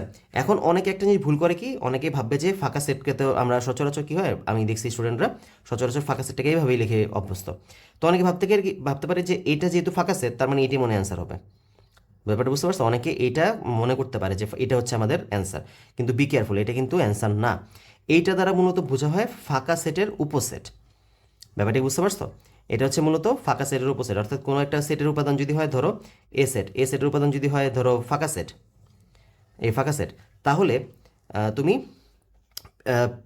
পি অফ এ সেট মানে এ সেটের পাওয়ার সেট যখন লিখবা তখন তুমি এভাবে বলবা এটা ফাঁকা সেট। তো এটা কিন্তু হচ্ছে এ সেটের বা ধরো ফাঁকা সেটের উপসেট আকারে এটাকে বোঝানো হয়। ঠিক আছে। কেউ কিন্তু ভুলেও এটাতে দাগ দিতে চাও না, তাহলে কিন্তু পুরো তোমার কোশ্চেন অ্যান্সারটা ভুল হয়ে যাবে। আচ্ছা, 19 নাম্বার চলে যাই। 19 নাম্বার কী বলছে? চিত্রে পি কিউ এর দৈর্ঘ্য কত মিটার? এই যে একটা চিত্র দেওয়া আছে, এই চিত্রের মধ্যে পি কিউ এর মান লাগবে। তো আমরা দেখিনি এখানে কী তথ্য দেওয়া আছে। পি আর কিউ এই কোণের মান দেওয়া আছে, আর আর কিউ এই কোণের মান দেওয়া আছে। তো আমাদের এই কোণের এই বাহুটার মান বের করতে হবে। তো এখন ব্যাপারটা বুঝো, যখন আমাদের কোনো একটা ত্রিভুজের মধ্যে, স্পেশালি সমকোণী ত্রিভুজের মধ্যে বাহুর সাথে কোণের সম্পর্ক করার প্রয়োজন হয়, যেমন ধরো এখানে কোণ দেওয়া আছে, একটা বাহুর মান বের করতে হবে, তার মানে বাহুর সাথে কোণকে আমাদের এখানে সম্পর্কিত করতে হবে। যখন আমাদের বাহুর সাথে কোণের সম্পর্ক করার ব্যাপার স্যাপার চলে আসে, তখন আমরা কিসের কথা মনে করি? ত্রিকোণমিতি। কারণ ত্রিকোণমিতি পারে বাহুর সাথে কোণকে সম্পর্কিত করতে। তো এখানে যদি লক্ষ্য করো, এই ত্রিভুজের মধ্যে এই কোণ দেওয়া আছে, এই কোণের সাপেক্ষে আমরা জানি যে এই কোণের বিপরীত বাহুটা হচ্ছে লম্ব, তাই না? আর সংলগ্ন একটা বাহু তো অতিভুজ, অতিভুজ তো কনস্ট্যান্ট, কারণ সমকোণের বিপরীত বাহুটা অতিভুজ, এটা কনস্ট্যান্ট। আর আরেকটা বাহু কি? আরেকটা বাহু হচ্ছে ভূমি। তো আমাদের এই ত্রিভুজের মধ্যে লম্বটা বের করতে হবে, ভূমি দেয়া আছে। তো বলো তো লম্ব আর ভূমিকে কম্বাইন করতে পারে কে? আমরা যে ত্রিকোণমিতিক সূত্রগুলো শিখছি সেখান থেকে আমরা জানি যে লম্বের সাথে ভূমিকে কম্বাইন করতে পারে ট্যান থিটা। তো আমরা বলতে পারি ট্যান, যে থিটা হচ্ছে এখানে 30 ডিগ্রি, ট্যান 30 ডিগ্রি মানে হচ্ছে লম্ব বাই ভূমি, অর্থাৎ P Q by Q R. ওকে। তো ট্যান 30 মান কত? ট্যান 30 মান হচ্ছে 1/√3। যদি তোমাদের মনে না থাকে তাহলে ক্যালকুলেটর চাপ প্রেস করে তুমি বের করতে পারো। পি কিউ কত? পি কিউ বের করতে হবে আমাদের, পি কিউ বের করতে হবে। আর কিউ আর কত? কিউ আর হচ্ছে 90। ঠিক আছে, এই যে মান বসাই দিছি, তাহলে বলো কি আসবে এখানে? 90/√3 ইকুয়ালস হচ্ছে পি কিউ। তাহলে পি কিউ দাঁড়াচ্ছে কত? আমরা দেখি এখানে 90 √3, 30√3। আচ্ছা, 30√3 এখানে দশমিকে আছে, যদি এটাকে আমি দশমিকে নিই তাহলে 51.96। দ্যাট মিনস এটা দাঁড়াচ্ছে 51.96, অর্থাৎ কারেক্ট অ্যান্সার হচ্ছে খ। তো আশা করি সবাই বুঝতে পারছো। তারপর আমরা 20 নম্বর কোশ্চেনে চলে যাই। 20 নম্বর কোশ্চেন কী বলছে? যদি যদি পি প্লাস 5 আর -5 ইকুয়ালস টু 5, q-5 হয়, তবে পি কিউ এর মান কত? মানে এটা বের করতে বলা হয়েছে। তো এখানে একটা ক্রোমোজোর দেওয়া আছে। তো আমরা ক্রোমোজোরের শর্ত থেকে জানি যে যদি এরকম ক্রোমোজোর হয় তাহলে এখানে প্রথম পদ ইকুয়ালস টু এখানে প্রথম পদ, এখানে দ্বিতীয় পদ ইকুয়ালস টু এখানে দ্বিতীয় পদ। তো আমরা এখানে এটাকে যদি সমীকরণ আগে লিখি, বলা যাবে পি প্লাস 5 মানে হচ্ছে 5, আর এখানে q-5 মানে হচ্ছে এই 5, মানে দ্বিতীয় যে 5টা ছিল -5। ডান। তো এইটা হচ্ছে আমাদের মানগুলো দেওয়া আছে। তো এখান থেকে আমাদের কি বলছে? পি এবং কিউ এর মান বের করতে বলছে। তো পি এর মান কত দাঁড়াবে? এখানে তো ডিরেক্ট সমীকরণই তৈরি হয়ে যায়। মানে পিকে যদি আমরা এই পাশে পাঠিয়ে দিই, সরি 5কে, তাহলে পি বলা যাবে 5 - 5 মানে হচ্ছে পি এর মান 0। আর এখানে কি বলা যাবে? কিউ ইকুয়ালস টু -5 + 5 মানে কিউ এর মান দ্বারা হচ্ছে 0। তার মানে আমরা পি এর মানও পেলাম 0, কিউ এর মানও পেলাম 0। দ্যাট মিনস পি কিউ দাঁড়াচ্ছে কত? 0 0। ওকে। তো এটা গেল আমাদের 20 নম্বর কোশ্চেন। তারপর আমরা চলে আসি 21 নম্বর কোশ্চেনে। চিত্রে A C D equals to কত? এ সি ডি, এই চিত্রের এ সি ডি, যে এই কোণটার মান বের করতে বলা হয়েছে। এখন দেখো এই কোণের মান তুমি কীভাবে বের করতে পারো? তুমি দুই উপায়ে বের করতে পারো। প্রথম উপায় হচ্ছে, আমরা জানি যে ত্রিভুজে 3 কোণের সমষ্টি হচ্ছে 180 ডিগ্রি। তো এটা যেহেতু 45, এটা যেহেতু 55, তার মানে কত? এই দুইটা মিলে কত হয়? 100 ডিগ্রি হয়। তাহলে 180 থেকে তুমি যদি কী বলে 100 বাদ দিয়ে দাও, তাহলে দাঁড়াবে কত 80। তার মানে বলতে পারতেছে এইটা হচ্ছে 80 ডিগ্রি। তারপর আবার আমরা জানি এক সরল কোণ মানে কত, এক সরল কোণ মানে হচ্ছে 180 ডিগ্রি। তো এই যে দেখো এই পুরাটা মিলে তো এক সরল কোণ হয়, মানে এখান থেকে এই পর্যন্ত পুরাটা হচ্ছে এক সরল কোণ। তো এক সরল কোণ হচ্ছে 180। তো তুমি আবার 180 থেকে যদি এই এতটুকুকে বাদ দিয়ে দাও তাহলে কিন্তু 100 চলে আসে। তার মানে এই মানটা হচ্ছে 100। তুমি এভাবে বের করতে পারো, কিন্তু এইভাবে বের করার থেকেও আরও সহজ উপায় আছে। সেটা কি, আমরা জানি যে কোনো ত্রিভুজের এক বাহুকে যদি বর্ধিত করা হয় তাহলে যে বহিস্থ কোণ উৎপন্ন হয়, এই যে বহিস্থ কোণটা, এই বহিস্থ কোণটা হচ্ছে ওই কোণের বিপরীত অন্তস্থ কোণ দ্বয়ের সমষ্টির সমান। অর্থাৎ এইটা যদি হয় এক্স, এটা যদি হয় ওয়াই, সাথে কিন্তু এই কোণের সাথে যে কোণটা সেটা কিন্তু বাদ দিছি, এটা এক্স এটা ওয়াই যদি হয় তাহলে এই যে বাইরে যে কোণটা উৎপন্ন হয়েছে সেটা হচ্ছে এক্স প্লাস ওয়াই, মানে এই দুটো সমষ্টিগুলো আমরা বাইরের কোণ পেয়ে যাই। তো দেখো তো আমরা যখন এখানে 45-এর সাথে 55 যোগ করছি তখনই তো আমরা 100 ডিগ্রি পেয়ে গেছিলাম। দেখো তো আলটিমেটলি কি এটা কি 100 ডিগ্রি বের হয়েছে না? তো এই টাইপের তুমি যে শুধু শুধু ত্রিভুজে 3 কোণের সমষ্টি বের করে দেন করার তো কোনো প্রয়োজন নাই। আমরা জানি বহিস্থ কোণ বিপরীত অন্তস্থ কোণের সমষ্টি সমান, ব্যাস হয়ে গেছে। তাহলে কত দাঁড়াবে 100 ডিগ্রি। ওকে, তো এটা গেল আমাদের 21 নাম্বার। এখন আসলে আমরা 22 নাম্বারে চলে যাই। 22 নাম্বার কী বলছে, f of y equals to y to the power 5 plus 6y minus 5 হলে ফাংশন অফ -1 ইকোয়াস টু কত। তো এখানে ফাংশন অফ ওয়াই এর মান দেওয়া আছে, এটা ফাংশন অফ -1 এর মান বের করতে বলা হয়েছে। তো আমরা কী করবো, যেহেতু এখানে ফাংশন অফ -1 এর মান বের করতে বলা হয়েছে, এই -1টাকে আমরা যদি এখানে বসায় দিই তাহলে মানে এই ওয়াই এর পরিবর্তে, অর্থাৎ সবগুলো ওয়াই এর পরিবর্তে যদি -1 বসিয়ে দিই তাহলে অ্যান্সার চলে আসে। তাহলে ফাংশন অফ -1 কত দাঁড়ায়, এখানে -1 two the power 5 plus 6 into -1 -5, ব্যাস। এখন পাওয়ার কি বিজোড়, তার মানে -1 থাকবে, তারপরে প্লাসে মাইনাসে মাইনাস, 6 একে 6 -5, মানে কত এখানে আসে -12। ডান। তো আমাদের গ হচ্ছে এটার কারেক্ট অ্যান্সার। ওকে, তো 22 গেল। তারপর 23-এ চলে আসি। 3 + 6 + 9 + 12 ধারাটির সাধারণ অন্তর কত। সাধারণ অন্তর আমরা কোথায় পাই বলতো, সাধারণ অন্তর পাই আমরা সমান্তর ধারার মধ্যে। তার মানে যেহেতু এখানে সাধারণ অন্তর বের করতে বলা হয়েছে, আমরা এটা দেখে বুঝতে পারতেছি তার মানে এটা হচ্ছে একটা সমান্তর ধারা। আমাদের এক্সট্রাভাবে পরীক্ষা করার দরকার নেই যে দ্বিতীয় পদ বিয়োগ প্রথম পদ, তৃতীয় পদ বিয়োগ দ্বিতীয় পদ দিয়ে প্রমাণ করার পরীক্ষা করার দরকার নেই যে এটা সমান্তর ধারা কিনা। যেহেতু অন্তর বলছে তার মানে অবশ্যই এটা সমান্তর ধারাই হবে। তো কত হবে, তো সাধারণ অন্তর বের করার সূত্র কি, অন্তর বের করার সূত্র হচ্ছে দ্বিতীয় পদ মাইনাস প্রথম পদ, অথবা তুমি এটাকে এভাবে বলতে পারো যে কোনো পদ বিয়োগ তার পূর্ববর্তী পদ। ব্যাপারটা বুঝছো, যে কোনো পদ বিয়োগ তার পূর্ববর্তী পদ, এটা দিয়েও তুমি এটা বের করতে পারো। তো এখানে আসলে দ্বিতীয় পদ কত, দ্বিতীয় পদ হচ্ছে 6 আর প্রথম পদ কত 3, দেখো অ্যান্সার হচ্ছে 3। তারপর তুমি যদি 9 থেকে 6 বিয়োগ করো তাহলেও দেখো 3 আসে, 12 থেকে 9 বিয়োগ করলেও 3 আসে, তার মানে সাধারণত হচ্ছে 3, কারেক্ট অ্যান্সার খ। ওকে, 23 নাম্বার গেল। তারপর হচ্ছে 24 নাম্বার কোশ্চেন, একটি বর্গের এক বাহুর দৈর্ঘ্য এ একক হলে এর একটি কর্ণের দৈর্ঘ্য কত একক। একটা বর্গের কথা বলা আছে, আমরা জানি বর্গ কাকে বলে, বর্গ হচ্ছে যে চতুর্ভুজের প্রত্যেকটি বাহু পরস্পর সমান এবং প্রত্যেকটি কোণ সমকোণ, তাকে বলা হয় বর্গ। তো এই বর্গক্ষেত্রের বাহুর দৈর্ঘ্য হচ্ছে এ, এগুলো সবগুলো হচ্ছে এ করে। এর একটি কর্ণ, একটি বর্গক্ষেত্রের কর্ণ থাকে কয়টা, কর্ণ থাকে 2টা, এই একটা কর্ণ আর হচ্ছে এই একটা কর্ণ। তো বলছে এখানে যে কোনো একটা কর্ণের দৈর্ঘ্য কত, অর্থাৎ এই কর্ণের দৈর্ঘ্য বের করতে বলা হয়েছে। এখন বর্গক্ষেত্রে কর্ণের দৈর্ঘ্য বের করার সূত্র কি, সূত্রটা হচ্ছে √ দৈর্ঘ্য স্কয়ার প্লাস প্রস্থ স্কয়ার, মানে এটা অ্যাকচুয়ালি বর্গক্ষেত্রে না, এটা হচ্ছে অ্যাকচুয়ালি আয়তক্ষেত্রের কর্ণের বের করার সূত্র হচ্ছে √ দৈর্ঘ্য স্কয়ার প্লাস প্রস্থ স্কয়ার। তো সেখান থেকে আমরা কর্ণ বের করতে পারি। তো এখানেও তো বর্গক্ষেত্র তো ওয়ান কাইন্ড অফ আয়তক্ষেত্রের মধ্যেই পড়ে, আয়তক্ষেত্রের সবগুলো শর্তই তো মানতেছে, তো এটাকেও তুমি আয়তক্ষেত্রে বলতে পারো। তো সেই শর্ত যদি এখানে অ্যাপ্লাই করি, এখানে একটা বাহু হচ্ছে এ, এখানে একটা বাহু হচ্ছে এ, তার মানে বলতে পারি √ দৈর্ঘ্য স্কয়ার প্লাস প্রস্থ স্কয়ার, যেহেতু দুইটি সমান, এ স্কয়ার প্লাস এ স্কয়ার, মানে কত যাচ্ছে √ 2a স্কয়ার। যদি √2 এর উপর অপারেট করে √2 থাকবে, আর √a এর উপর অপারেট করলে এ স্কয়ারের উপর অপারেট করলে এ হয়ে আসবে, তার মানে হচ্ছে √2a। কারেক্ট অ্যান্সার হচ্ছে ঘ। ওকে, তো এই সূত্রটা মূলত কোথা থেকে আসে বলতে পারবা, এই যে √ দৈর্ঘ্য স্কয়ার প্লাস প্রস্থ স্কয়ার, এটা কোথা থেকে আসে। দেখো আমি আয়তক্ষেত্র দিয়ে তোমাদেরকে বুঝাই। আয়তক্ষেত্রের মধ্যে এই যে একটা হচ্ছে আয়তক্ষেত্র, এটা হচ্ছে কর্ণ, ধরলাম এই কর্ণের মানটা বের করতে হবে। কারণ আয়তক্ষেত্রের সংখ্যা কি, যে চতুর্ভুজের বিপরীত জোড়া বাহুগুলো পরস্পর সমান এবং প্রতিটি কোণ সমকোণ, তাকেই বলা হয় আয়তক্ষেত্র। তো দেখো তো আমি যদি এটাকে ধরো এ ধরি, এটাকে যদি বি ধরি, তাহলে এটা কি, এটা হচ্ছে সমকোণ, যেহেতু আয়তক্ষেত্র সবগুলো সমকোণ। আমি এতটুকু অংশ যদি বাদ দিই তাহলে দেখো তো এটা কি একটা সমকোণী ত্রিভুজ উৎপন্ন হয়ে যায় না। দেখো এই যে সমকোণ আছে, তো এটা কি একটা সমকোণী ত্রিভুজ হয়ে গেল না। আর এই সমকোণের বিপরীত বাহুকে এটা হচ্ছে অতিভুজ। তাহলে বলো তো আমরা পিথাগোরাস উপপাদ্য থেকে কি জানি, অতিভুজ মানে কি, অতিভুজ মানে হচ্ছে রুট ওভার দৈর্ঘ্য স্কোয়ার প্লাস প্রস্থ স্কোয়ার। তো এখান থেকে মূলত আসে root over a square plus b square. এবার বুঝছো, এখান থেকে মূলত কর্ণের সূত্রটা আসছে। তো তোমার বর্গের কর্ণের সূত্র এইভাবে মুখস্থ করে রাখার যদি তুমি না পারো কোনো দরকার নেই, তুমি এইভাবে ডিরেক্ট বের করে দেন কাজ করে ফেলবা। ওকে, 24 গেল। তারপর হচ্ছে 25, বাস্তব সংখ্যার ক্ষেত্রে √144 একটি অমূলক সংখ্যা, 3/2 একটি প্রকৃত ভগ্নাংশ, 0 একটি পূর্ণ সংখ্যা। তো এখানে ফার্স্ট অফ অল √144 একটি অমূলক সংখ্যা, একটু দেখি তো √144 মানে কত। ক্যালকুলেটার লাগে না, √144 মানে হচ্ছে 12। বাট স্টিল যদি কেউ এটা তোমাদের এটা মুখস্থ রাখা উচিত যে অ্যাটলিস্ট তোমার 20 পর্যন্ত বর্গ যে সংখ্যাগুলো সেগুলো তোমার মুখস্থ রাখা উচিত। কারণ আনলেস তুমি দেখা যাবে কি পরীক্ষার হলে এইগুলা মানে বের করতেই তোমার অনেক সময় চলে যাবে। √144 মানে হচ্ছে 12, ঠিক আছে?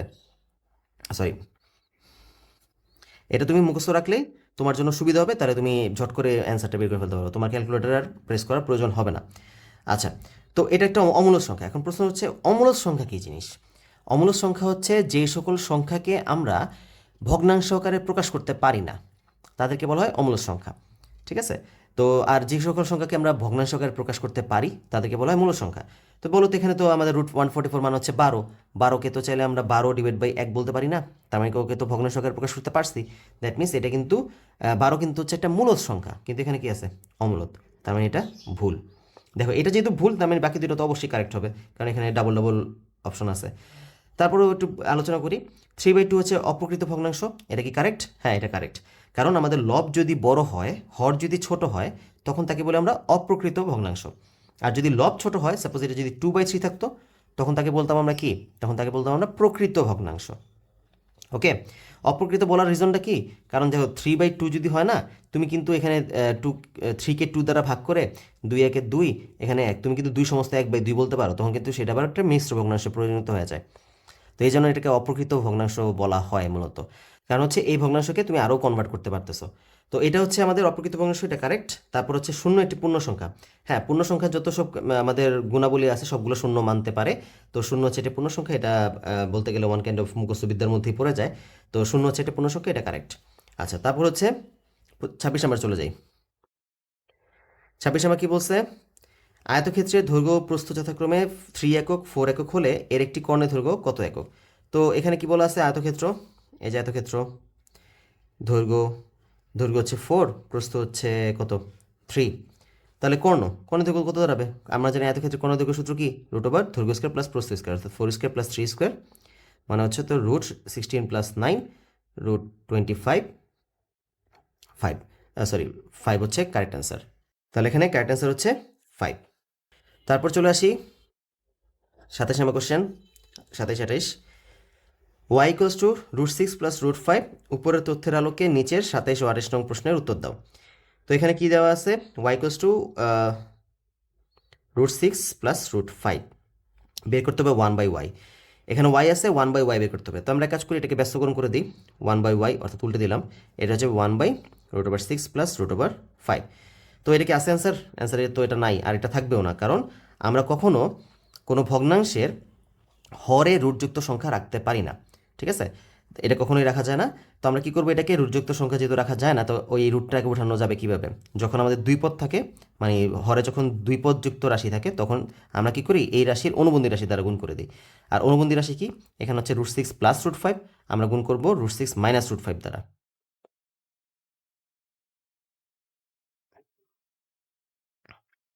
ওকে, তো দেখো কি সুবিধাটা কি হয়েছে? √6 - √5, তো এখানে দেখো a + b × a - b, অর্থাৎ a² - b² সূত্রে পড়ে গেছে, √6² - √5²।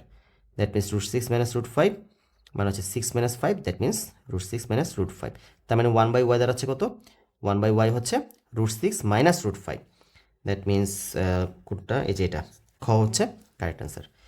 তারপর হচ্ছে y² এর মান কত? মানে এই মানটাকে স্কোয়ার করে দিতে হবে, স্কোয়ার করে দিলে অ্যান্সার চলে আসবে। এটা তো সিম্পল অঙ্ক। y² মানে কত? √6 + √5 হোল স্কোয়ার। তো a + b হোল স্কোয়ার সূত্র, তো a² + 2ab + b²। স্কোয়ারের জন্য রুট উঠে যাবে 6, এখানে 2, এটাও যেহেতু রুট, এটাও যেহেতু রুট, তার মানে দুইটা রুটের ভিতরের সংখ্যাগুলোকে আমরা চাইলে গুণ করে দিয়ে একসাথে লিখতে পারি। বলতে পারবো √5 × 6 = 30 প্লাস 5 স্কোয়ার মানে হচ্ছে 5, 5 আর 6 যোগ করলে হয় 11 যোগ 2√30। ব্যাস, এটা হচ্ছে কারেক্ট অ্যান্সার। 11 যোগ 2√30 কোথায় আছে? এই যে গ নম্বরে। ওকে, তো আমাদের 28 নম্বর কোশ্চেন কমপ্লিট। এবার আমরা 29-এ চলে যাই। 29 কি বলছে? যদি p plus q equals to √5, p minus q equals to √3 হয়, তবে পি স্কোয়ার প্লাস কিউ স্কোয়ারের মান কত? তো আমাদের কী দেওয়া আছে? আমাদের বের করতে হবে পি স্কোয়ার প্লাস কিউ স্কোয়ারের মান। এখন আমাকে বলো, আমরা কি সূত্র জানি না? এ স্কোয়ার প্লাস বি স্কোয়ারের কটা সূত্র জানি? আমি জানি ম্যাক্সিমামই বলে যে 2টা সূত্র জানি। কী সূত্র? A plus b whole square minus 2ab, আর a minus b whole square plus 2ab। সবাই কিন্তু আমি দেখছি ম্যাক্সিমাম টাইমেই পোলাপান a square plus b square সূত্রটা এভাবে এই দুটোই জানে। অথচ a square plus b square কিন্তু আরও একটা সূত্র আছে। সেটা কি? সেটা হচ্ছে, দেখো, এ স্কোয়ার প্লাস বি স্কোয়ারকে আবার এটাকে এভাবেও বলা যায়, a plus b whole square plus a minus b whole square divide by 2। ঠিক আছে, এখন থেকে মনে রাখবা a square plus b square সূত্র আছে 3টা, a plus b whole square minus 2ab, a plus a minus b whole square plus 2ab, এবং a plus b whole square plus a minus b whole square divide by 2। তো এই 3টা হচ্ছে আমাদের মূলত সূত্র। তো এখন বলো এখানে কোন সূত্রটা এখানে কাজে লাগবে? যেহেতু আমাদের P plus Q R P minus Q আছে, তাহলে অবশ্যই আমাদের এই থার্ড সূত্রটাই কাজে লাগবে। আমরা বলতে পারি p plus q whole square plus p minus q whole square divide by 2। এখন বলো মান বসাই দিই, √5 whole square plus √3 whole square divide by 2 মানে হচ্ছে 5 plus 3 divide by 2, that means 8 divide by 2 মানে হচ্ছে 4। ওকে, তো এই হচ্ছে আমাদের কারেক্ট অ্যান্সার, 4 হচ্ছে এটার অ্যান্সার। ওকে, তারপর আসো 30 নাম্বারে চলে যাই। ওকে, তো 30 নাম্বারের অঙ্কটা কি বলছে? যে 0.0261 এর বৈজ্ঞানিক রূপে প্রকাশিত মান নিচের কোনটি? তো কোনো সংখ্যার বৈজ্ঞানিক রূপ আমরা কিভাবে লিখি? বৈজ্ঞানিক রূপ লেখার নিয়মটা হচ্ছে a ইন্টু 10⁻n আকারে আমাদের কোনো একটা সংখ্যাকে প্রকাশ করতে হবে। তবে যেখানে শর্ত আছে, শর্তটা কি? অবশ্যই এর মানটা 1-এর থেকে বড় হতে হবে অথবা সমান হইতে পারে, কোনো সমস্যা নেই, কিন্তু 10-এর থেকে অবশ্যই ছোট হইতে হবে। ঠিক আছে, তো 1-এর থেকে বড় বা সমান, দ্যাট মিনস তুমি কি বলতে পারতেছো? আরেকটা ব্যাপার হচ্ছে n এর মান, আচ্ছা এখানে 1 হবে, n এর মান অবশ্যই পূর্ণ সংখ্যা হইতে হবে। ঠিক আছে, এখানে n এর মান দশমিকে আসা যাবে না, অর্থাৎ পাওয়ার দশমিকে আসা যাবে না। আর a এর মানটা তুমি 1 থেকে শুরু করে 10-এর মধ্যেই অবশ্যই হতে হবে। তো এইভাবে আমরা মূলত একটা সংখ্যাকে বৈজ্ঞানিক রূপে প্রকাশ করে থাকি। তো এখানে কত আছে? 0.0261। তো এটাকে যদি আমি এইভাবে সাজাতে চাই, অর্থাৎ 1-এর থেকে বড়, 10-এর থেকে ছোট, তার মানে 1 2 3 4 5 6 7 8 9 এইরকম আকারে যদি নিয়ে আসতে চাই, অর্থাৎ একটা সিঙ্গেল সংখ্যা আকারে আমাদের এটাকে আনতে হবে। তো সিঙ্গেল সংখ্যা আকারে আমরা কীভাবে আনতে পারি? এই যে এখানে দশমিকের আগে আছে 0, এখানে যদি আমি 1-এর থেকে বড় একটা সংখ্যা আনতে চাই, তার মানে এই যে এই 2কে আমরা এখানে নিয়ে আসতে হবে। তো দশমিকের টাইনে যদি আমি এখানে নিয়ে যাই, 2 ঘর পেছনে নিয়ে যাই, আমি যদি এটাকে লিখে এভাবে 2.61, দেখো দশমিককে আমি 2 ঘর পেছনে নিয়েছি, 2 ঘরের পেছনে নিয়ে দশমিককে 2-এর পরে রাখছি। তারপর আমি কী করবো? যেহেতু 2 ঘর পেছনে নিয়েছি, এই জন্য আমি কী বলবো? এটার সাথে ইন্টু 10⁻, যেহেতু 2 ঘর পেছনে নিয়েছি বলে দিব -2। ব্যাপারটা বুঝতে পারছো? তুমি এইভাবে একটা সংখ্যাকে বৈজ্ঞানিক আকারে প্রকাশ করতে পারো। যদি এটাকে আমি 3 ঘর পেছনে নিতাম, ধরো এখানে 6-এ পরে নিতাম, তাহলে কত? -3 লিখতাম, যেহেতু 3 ঘর পেছনে নিয়েছি। কিন্তু 6-এ পরে আমরা নিতে পারবো না, কেন? রিজন হচ্ছে এই এ মানে হচ্ছে যেই সংখ্যাটা আমাদের 10 সামথিংয়ের সাথে গুণাকার থাকবে, সেই সংখ্যাটা অবশ্যই 1 এবং 10-এর ছোট হতে হবে, মানে 1 থেকে বড় হবে অথবা 1-এর সমান হতে পারে, আর 10 থেকে ছোট হতে হবে। তো সেই শর্ত অনুযায়ী আমাদের এখানে শুধুমাত্র 2টাই অ্যাকসেপ্টেবল হয়। ঠিক আছে, তো এইটাই হচ্ছে আমাদের মূলত বৈজ্ঞানিক আকারে প্রকাশিত রূপ। তো এটা কোথায় দেখতে পাচ্ছি? এটা হচ্ছে আমাদের এখানে খতে আছে। আর তোমরা চাইলে এটাকে ডিরেক্ট ক্যালকুলেটর দিয়েও করতে পারো। ক্যালকুলেটর দিয়ে কীভাবে করবা? আমরা 991 ES+ দিয়ে কীভাবে করতে পারি? ফার্স্ট এটাকে সাইন্টিফিক মোডে নিয়ে যেতে হবে। সেই জন্য আমরা কী করবো? শিফটে প্রেস করে মোডে প্রেস করবা, দেন এই যে দেখো সাথে আছে সাইন্টিফিক মোড, সাথে গেলাম। তারপর এখানে প্রেস করবা 0তে প্রেস করলে আমাদের এখানে মানে এই আকারে এই অঙ্কটা সাজাই দেবে। তো আমাদের এই যে সাইন্টিফিক মোডে চলে গেছে, দেখো এখানে SCI লেখা আসছে। 0.0261 লিখলাম, ইকুয়াল প্রেস করব, এটা আসছে, এটাতে দেব, দেখো ডিরেক্ট সাইন্টিফিক মোডে এইভাবে চলে আসছে। ওকে, তো ব্যাস এটা হয়ে গেল। তারপর নর্মাল মোডে কীভাবে নিবা? নর্মাল মোডে নিবা হচ্ছে কি, শিফট মোডে গিয়ে দেন এই যে এইটে প্রেস করবা, 1 প্রেস করি, দেখো এই যে নর্মাল মোড হয়ে গেছে। আর যদি 100 ms দিয়ে করতে যাও, তখন কী করবা? এই যে মোডে যাবা, মোডে 1 বার 2 বার 3 বার 4 বার 5 বার দিলে পরে এই দেখো SCI, এই যে 2 আসছে দেখছো, 2 নম্বরে SCI, 2 প্রেস করবা, দেন এখানেও 0-তে প্রেস করবা, তাহলে এটা সাইন্টিফিক মোডে চলে গেছে। 0.0261 দিয়ে ইকুয়াল প্রেস করবা, দেখো এই যে 2.61 ইন্টু 10⁻², চলে আসছে। দেন ক্লিয়ার করবা কীভাবে, শিফট মোডে যাবা, তারপরে অলে দিবা, রিসেট অল, ব্যাস এই যে সম্পূর্ণ ক্লিয়ার হয়ে গেছে, এখন আবার নর্মাল মোডে চলে গেছে। তো তুমি চাইলে এটাকে এভাবে ক্যালকুলেটর দিয়েও বের করতে পারো। ওকে, তারপর চলে যাই 31। x² + 5x - 6 এর সমাধান সেট কোনটি?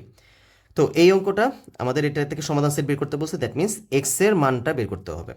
x² + 5x - 6 = 0। ওকে, তো কি করব, আমাদের এটা দ্বিঘাত সমীকরণ এক্স এর মূল বের করার সূত্র কি, সেটা হচ্ছে আমাদের মিডল টার্ম ব্রেক করতে হবে। তো এটা যদি মিডল টার্ম ব্রেক করি, x² কত আসবে, +6x - x - 6 = 0। তাহলে x কমন গেলে x + 6 - 1 কমন গেলে x + 6 = 0। তাহলে দাঁড়াচ্ছে x + 6 আর হচ্ছে x - 1 = 0, হয় অথবা হয় x + 6 = 0, তাহলে x এর মান দাঁড়াচ্ছে কত, -6, আর x - 1 = 0, x এর মান দাঁড়াচ্ছে কত, +1। ব্যাস, এই যে আমাদের -6 আর +1 আসছে, দ্যাট মিনস কারেক্ট অ্যান্সার হচ্ছে ক। তো এটা তুমি মিডল টার্ম ব্রেক যদি পেরে থাকো তাহলে অবশ্যই এটা হাতে কলমে এভাবে করতে পারো, হাতে কলমে করলেও খুব অল্প সময় লাগে, অথবা তুমি ক্যালকুলেটর দিয়ে করতে পারো।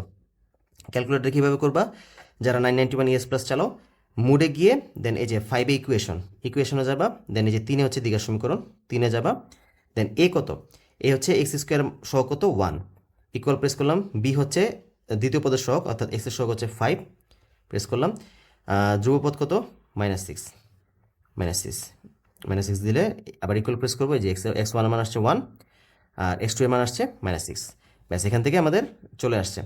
তবে এই নিয়মটা কিন্তু তখনই শুধুমাত্র অ্যাপ্লাই করা যায় যখন এখানে x² এর সাথে সহগ 1 থাকে। যদি x² এর সাথে সহগ 1 না থাকে সেক্ষেত্রে কিন্তু আবার ডিফারেন্টভাবে করতে হয়, ঠিক আছে?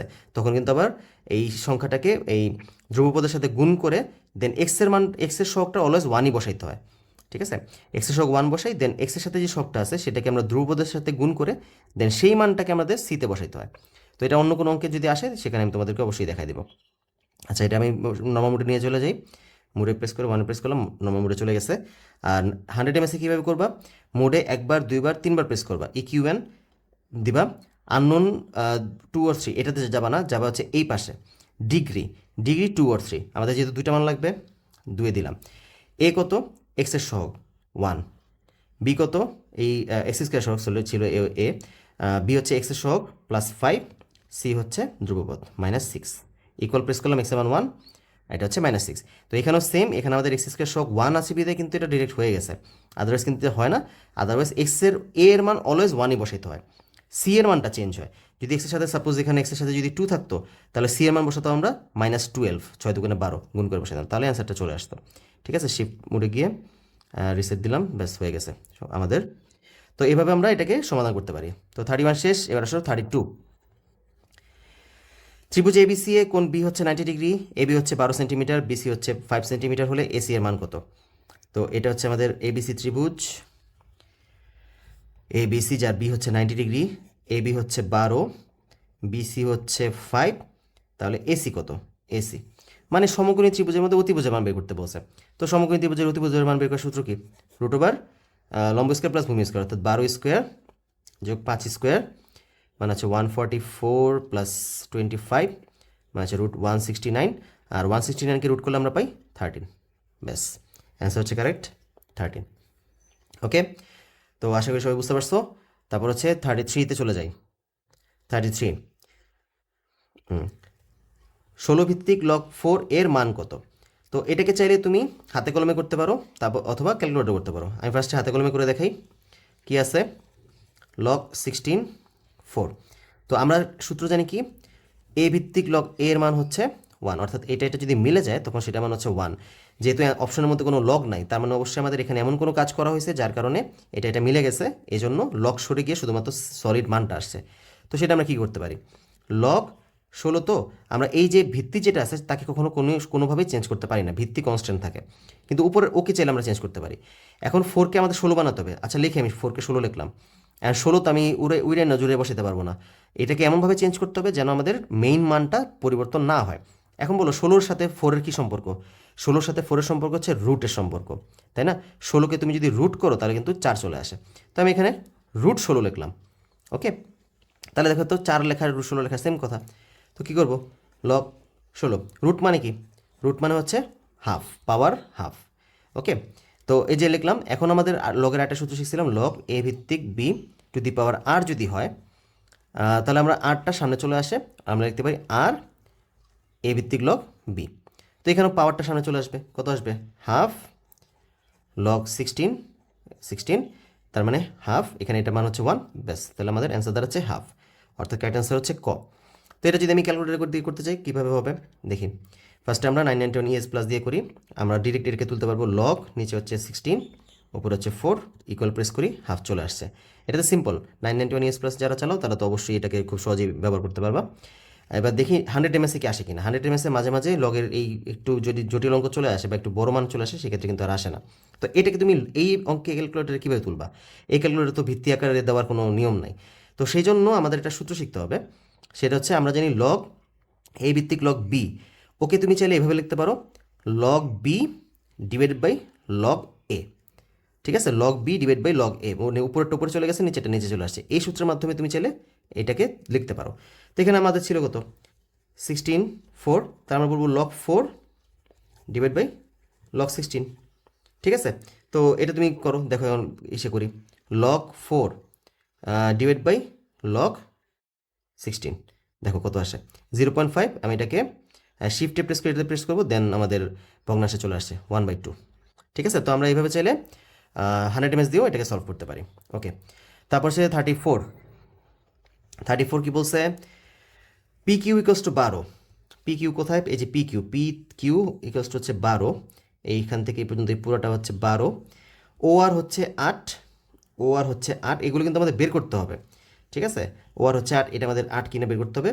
বৃত্তটির ব্যাস হচ্ছে 16। ওকে ফাইন, দেখি আসে কিনা। তো first of all p q হচ্ছে 12। দেখো তো আমরা দেখতে পাচ্ছি ও থেকে পি কিউ এর উপর একটা লম্ব টানা হয়েছে পি আর। হ্যাঁ, এই যে কারণ লম্ব কেন বুঝছি, কারণ হচ্ছে এখানে আমাদের দেখো যে সমকোণে চিহ্ন দেওয়া আছে, তার মানে ও আর হচ্ছে পি কিউ এর উপর একটা লম্ব। এখন আমরা একটা কি উপপাদ্য শিখছি না, কোনো বৃত্তের কেন্দ্র থেকে কোনো জ্যায়ের উপর অঙ্কিত লম্ব সেই জ্যাকে সমদ্বিখণ্ডিত করে, অর্থাৎ লম্ব টানলে সেই জ্যাটা সমান দুটি ভাগে ভাগ হয়। তাহলে বলো তো, যেহেতু এটা লম্ব টানা হয়েছে, আমরা বলতে পারি এখানে সমান দুইটা খণ্ড উৎপন্ন হয়েছে, অর্থাৎ পি আর আর কিউ আর পরস্পর সমান। তো পি আর এর মান যেহেতু 6, তাহলে কিউ আর এর মানও তো কত দাঁড়াবে, 6 দাঁড়াবে।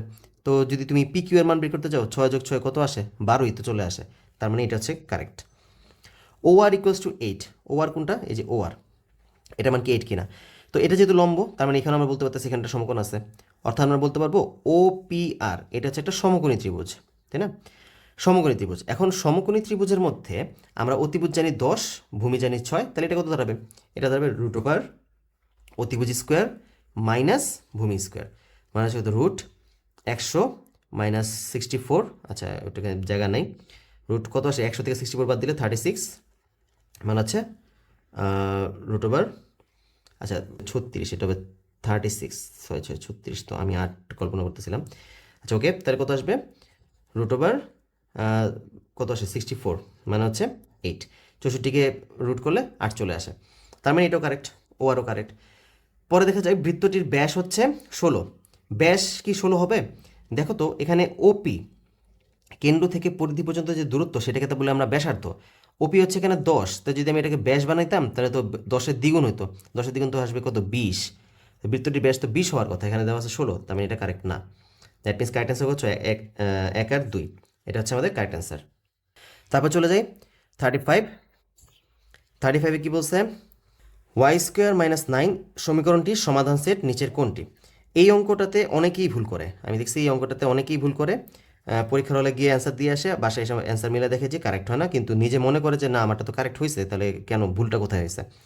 তো ভালো করে লক্ষ্য করো, এখানে আছে কত, y square minus 9 equals to 0।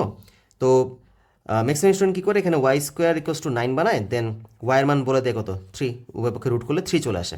কিন্তু আসলে কি রুট করলে আমাদের শুধুমাত্র 3 আসে? রুট করলে তো আমাদের প্লাস মাইনাস 3 আসে। এই জিনিসটাই অনেকে ভুল করে ফেলে, অনেকে ভাবে কি যে এখানে রুট করলে প্লাস শুধুমাত্র প্লাস 3 আসছে, তাহলে তো অ্যান্সার দাঁড়াবে শুধুমাত্র 3, কিন্তু অ্যাকচুয়ালি তো রুট করলে আমাদের প্লাস মাইনাস 3 আসে, তাই না? তো অ্যান্সার এখানে কত দাঁড়ায়, ওয়াইয়ের মান কিন্তু 2টা আসছে, +3 আর -3, দ্যাট মিন অ্যান্সার দাঁড়াবে গ, এইটা, তাই না?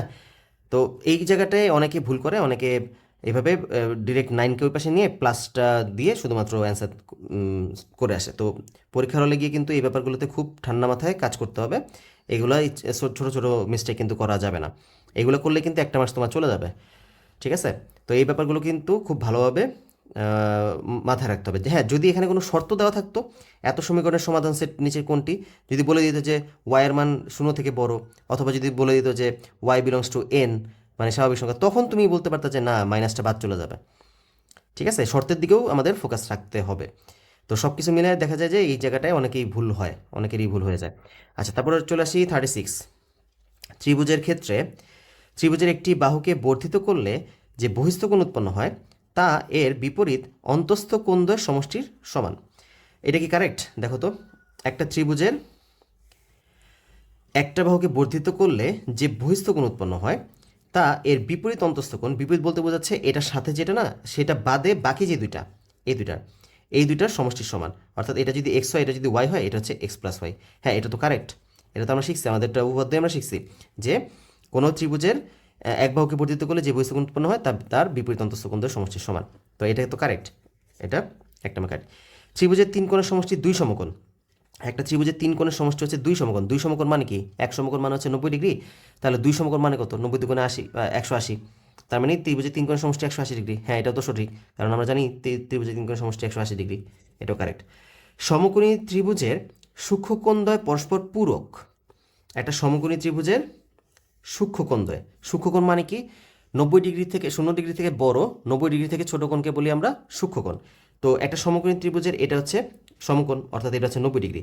তো 90 ডিগ্রি ব্যতীত, এই কোণটা ব্যতীত বাকি যে দুই কোণটা আছে, সেই দুই কোণ হচ্ছে পূরক কোণ বলতেছে আমাদেরকে।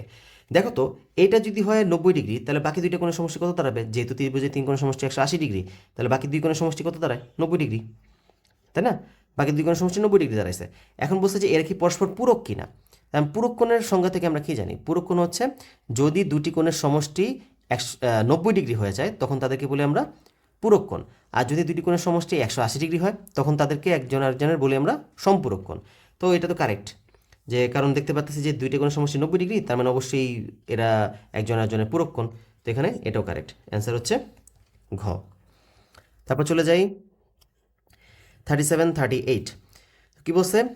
ত্রিভুজ পি কিউ আর এ কিউ এবং আর এর সমদ্বিখণ্ডকদ্বয় পরস্পর ও বিন্দুতে মিলিত হয়েছে। এই যে এই চিত্র দেওয়া আছে, পি কিউ আর, এটার কিউ এবং আর এর সমদ্বিখণ্ডকদ্বয়, তার মানে এই যেটা সে সমদ্বিখণ্ডক করছে না, এই কোণটা সমান, এটাকে সমদ্বিখণ্ডিত করছে, এই কোণটা পরস্পর সমান, পরস্পর ও বিন্দুতে মিলিত হয়েছে।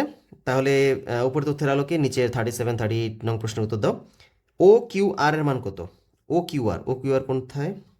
ও কিউ আর, অর্থাৎ এই কোণটার মান বের করতে বলা হয়েছে। তো আমাদের দেখো, আমাদের কিন্তু অলরেডি জানি যে এই কোণটা আর এই কোণটা পরস্পর সমান, অর্থাৎ এই রেখাটা একে সমদ্বিখণ্ডিত করছে। এখন পি কিউ আর ত্রিভুজের দিকে একটু ভালো করে ফোকাস করা যায়। দেখো তো, এই পি কিউ আর এর মধ্যে পি কিউ এর মানও 6, কিউ আর এর মানও 6, আবার পি আর এর মানও 6। তিনটা বাহুর মানই কিন্তু 6, তাই না? তিনটা বাহুর মান যদি 6 হয়, তার মানে এটা একটা সমবাহু ত্রিভুজ। হ্যাঁ, এখন আমরা সমবাহু ত্রিভুজের ক্ষেত্রে জানি যে একটা সমবাহু ত্রিভুজের তিনটি কোণই পরস্পর সমান। যেহেতু তিনটা বাহু সমান, তার মানে তিনটা কোণই সমান, কোণও সমান। তো যদি তিনটা কোণ সমান হয়, এখন ত্রিভুজের 3 কোণের সমষ্টি হচ্ছে 180 ডিগ্রি। 180কে যেহেতু তিনটা কোণ সমান, যদি আমরা 3 দ্বারা ভাগ করি, তাহলে কত আসে? 60 ডিগ্রি। তার মানে এই ত্রিভুজের প্রত্যেকটা কোণের মান হচ্ছে কত করে? 60 ডিগ্রি করে। ওকে, তার মানে এই কোণটা 60 ডিগ্রি, এই কোণটা 60 ডিগ্রি, এই কোণটা 60 ডিগ্রি, সবগুলো 60 ডিগ্রি। এখন বলো তো, ও কিউ এটা কি এই রেখাটাকে, এই কোণটাকে দ্বিখণ্ডিত করছে না? তাহলে এই পুরোটা যদি 60, অর্ধেক কত হবে? অর্ধেক দাঁড়াচ্ছে কত? 30 ডিগ্রি। তার মানে আমরা বলতে পারতেছি এই কোণের মান কত? এই কোণের মান হচ্ছে 30 ডিগ্রি। ডান। তো এটা পেয়ে গেছি। তারপর হচ্ছে কিউ ও আর, মানে হচ্ছে এই কোণটা এখন বের করতে বলা হয়েছে। তো দেখো তো, এটা আমরা পাইছি কত? এটা পাইছি আমরা 30 ডিগ্রি। সেমভাবে বলো তো, এটাও তো সমদ্বিখণ্ডিত করছে, তার মানে এটাও দাঁড়াবে কত? 30 ডিগ্রি। এখন ও কিউ আর, এটা কি একটা ত্রিভুজ না? আমরা কি জানি, একটি ত্রিভুজের 3 কোণের সমষ্টি 180 ডিগ্রি। তো 180 ডিগ্রি যদি হয়, তা 180 থেকে আমরা যদি এই দুইটা কোণকে বাদ দিয়ে দিই, -30, দুইটা কোণকে বাদ দিয়ে দিলে কত আসবে? 180 - 60, দ্যাট মিনস 120 ডিগ্রি। অর্থাৎ কিউ ও আর এটার মান হচ্ছে 120 ডিগ্রি। দ্যাট মিনস এটা হচ্ছে কারেক্ট অ্যান্সার। আচ্ছা, তারপর আসি 39। পাখার অর্ধ ঘূর্ণনের কোণের পরিমাণ কত? পাখার অর্ধ ঘূর্ণনের কোণের মান কত? এখন কথা হচ্ছে পাখার পূর্ণ ঘূর্ণনের কোণের মান কত সেটা তো আগে জানতে হবে। পূর্ণ ঘূর্ণনের কোণের মান যদি আমরা জানতে পারি তখনই তো আমরা অর্ধ ঘূর্ণনের কোণের মান জানতে পারবো। ঠিক আছে, এখন একটা পাখার পূর্ণ ঘূর্ণনের মান হচ্ছে 360 ডিগ্রি। কি জন্য? একটা পাখা তুমি যদি ধরো, এই একটা পাখা, ঠিক আছে, এই একটা পাখা, এখানে কিন্তু কয়টা পাখা আছে সেটা কিন্তু বলে নাই। তো এই যে দেখো এই পাখাটা, ওকে তুমি যদি 1 নাম্বার ধরো, ওকে যদি 2 নাম্বার ধরো, ওকে যদি 3 নাম্বার ধরো, ও এখান থেকে যদি ঘোরা স্টার্ট করে পূর্ণ ঘূর্ণন মানে কি? পূর্ণ ঘূর্ণন মানে হচ্ছে, আমি ওকে যদি কনস্ট্যান্ট ধরি 1 নাম্বারটাকে, ও এখান থেকে স্টার্ট করছে, এখান থেকে একদম ঘুরে যদি আবার সেম আগের অবস্থানে আসতে হয়, তাহলে বলো তো কত ডিগ্রি কোণ উৎপন্ন করছে? একটা বৃত্ত উৎপন্ন করে ফেলছে না, আর বৃত্তের মান হচ্ছে 360 ডিগ্রি। তার মানে ও যদি পূর্ণ ঘূর্ণন করে এই পর্যন্ত আসতে চায়, সেক্ষেত্রে আমাদের পূর্ণ ঘূর্ণনের মান হচ্ছে 360। তাহলে অর্ধঘূর্ণন কত আসবে? অর্ধঘূর্ণন হচ্ছে 360 ডিভাইড বাই 2, আর 360 ডিভাইড বাই 2 মানে কত? 180 ডিগ্রি। ব্যাস, তাহলে এটার আনসার দাঁড়াবে কত? 180 ডিগ্রি। ওকে, তো একটি পাখার অর্ধঘূর্ণনের মান হচ্ছে 180 ডিগ্রি। দেন এবার আসো 40। তো 40 নাম্বারটা কি বলছে? Sec 45 degree divide by cos 45 degree এর মান কত? ওকে, sec 45 degree minus divide by cos 45 degree. তো সেক 45 আর কস 45 এর মান কত জানি আমরা, বলো তো? কস 45 হচ্ছে 1/√2। যদি কস 45 1/√2 হয়, তাহলে সেক কত আসবে বলো তো? সেকও তো 45 বলছে। হ্যাঁ, কজ হচ্ছে কি সেকের উল্টা না? আমরা যখন মানগুলো নিয়ে কাজ করছিলাম তখন দেখছিলাম যে কজের যে মানগুলো আসে সেগুলোকে উল্টো করে দিলেই সেকের মান চলে আসে। তো কস 45 যদি হয় 1/√2, তাহলে সেক 45 কত আসবে? শুধুমাত্র √2। ওকে, তো দেখো এখানে আমরা মানগুলো যদি বসাই, √2 ডিভাইড বাই 1/√2, তাহলে কত আসে? √2 ইন্টু √2 মানে হচ্ছে √2 গুণ করলে কত আসে? 2। ব্যাস, এটা হচ্ছে আমাদের কারেক্ট অ্যান্সার। তো এই টাইপের অঙ্কগুলোর ক্ষেত্রে তোমরা যদি ওই চারটা যদি মনে রাখতে পারো, হ্যাঁ, চারটা মনে রাখতে পারলে কিন্তু আমাদের এগুলো মুখে করে ফেলা যায়। চারটা আমরা কীভাবে মনে রাখি বলো তো? আমি একটু ছোট্ট করে দেখাই। সাইনটা পারলেই কিন্তু মূলত হয়ে যায়। হ্যাঁ, 0 ডিগ্রি, তারপর 30, 45, 60, তারপর হচ্ছে 90। এটা সাইনটা। সাইনের জিরোর মান কত? 0। 30 মান কত? 1/2। 45 1/√2। 60 হচ্ছে √3/2। 90 হচ্ছে 1। তো এটা যদি সাইন হয় না, তাহলে কস কত দাঁড়াবে? কস কত? কজ হচ্ছে এইটাকে জাস্ট উল্টা করে বসায় দাও, 1। তারপর আসবে কত? √3/2। এটা সেম থাকবে 1/√2। তারপর আসবে 1/2, তারপর হচ্ছে 0। এখন এই দুইটা মান দিয়ে তুমি কিন্তু বাকিগুলো বের করে ফেলতে পারবা। কীভাবে? ট্যান কি? ট্যান হচ্ছে সাইন বাই কস। এটাকে এটার দ্বারা ডিভাইড করলে 0। এটাকে দ্বারা যদি ভাগ করো 1/√3। এটাকে এটা দ্বারা ভাগ করলে 1। এটাকে এটা দ্বারা ভাগ করলে √3। এটাকে এটা দ্বারা ভাগ করলে 1কে 0 দ্বারা ভাগ করা যায় না, এটা এই জন্য এটা আসবে অসংজ্ঞায়িত। তারপর বাকিগুলো তো ট্যানের সাথে কটের সম্পর্ক, এগুলোকে উল্টা করে দিবা, কট পেয়ে যাবা। কসকে উল্টা করে দিবা, সেক পেয়ে যাবা। সাইনকে উল্টা করে দিবা, কোসেক পেয়ে যাবা। তো এইভাবে তুমি যদি এই মানগুলো মনে রাখতে পারো, তাহলে কিন্তু এটার জন্য ক্যালকুলেটারে প্রেস করার প্রয়োজন পড়ে না, তুমি ডিরেক্ট দেখার সাথে সাথেই করে ফেলতে পারবা। তোমার কিন্তু অনেক সময় বেঁচে যাবে এখান থেকে। ঠিক আছে, তো আমাদের তাহলে সিলেট বোর্ড 2016 সালের এসএসসি পরীক্ষার গণিত অংশের বহু নির্বাচনী অংশটা শেষ হয়ে গেল। ওকে, তো আশা করি সবাই বুঝতে পারছো। তো ভালো মতো এই কোশ্চেনগুলো সলভ করো। আর বোর্ড কোশ্চেন দেখার কিন্তু সবচেয়ে বড় সুবিধাই হচ্ছে, একটা বোর্ড কোশ্চেন দেখলে তোমার পুরো চ্যাপ্টার, দেখো তো আমরা আজকে যে এইটা সলভ করলাম, আমাদের কিন্তু সম্পূর্ণ বইটাই কিন্তু একবার রিভিশন হয়ে গেছে, তাই না? এটাই হচ্ছে মূলত বোর্ড কোশ্চেন সলভের সবচেয়ে বড় মানে গুণ বলতে গেলে। ওকে, তো আশা করি সবাই বুঝতে পারছো। এখানে আমি ক্যালকুলেটারের শর্টকাটও দেখাইছি অনেক, তারপর হচ্ছে মোটামুটি সব কিছু ব্যাখ্যা করেই দেখানোর চেষ্টা করছি। আর আমার কিন্তু বর্তমানে অনলাইনের কোর্স রানিং আছে। হ্যাঁ, 9-10-এর হায়ার ম্যাথ জেল ম্যাথ দুইটারই কোর্স রানিং আছে। তোমরা যদি ভর্তি হতে আগ্রহী হও তাহলে কিন্তু অবশ্যই ভর্তি হতে পারো। আর আমি আমার কোর্সের মধ্যে কিন্তু সব কিন্তু সম্পূর্ণ ডিটেলসে পড়াই, কোনো কিছু স্কিপ করা যায় না, কোনো কিছু বাদ দিয়ে যায় না।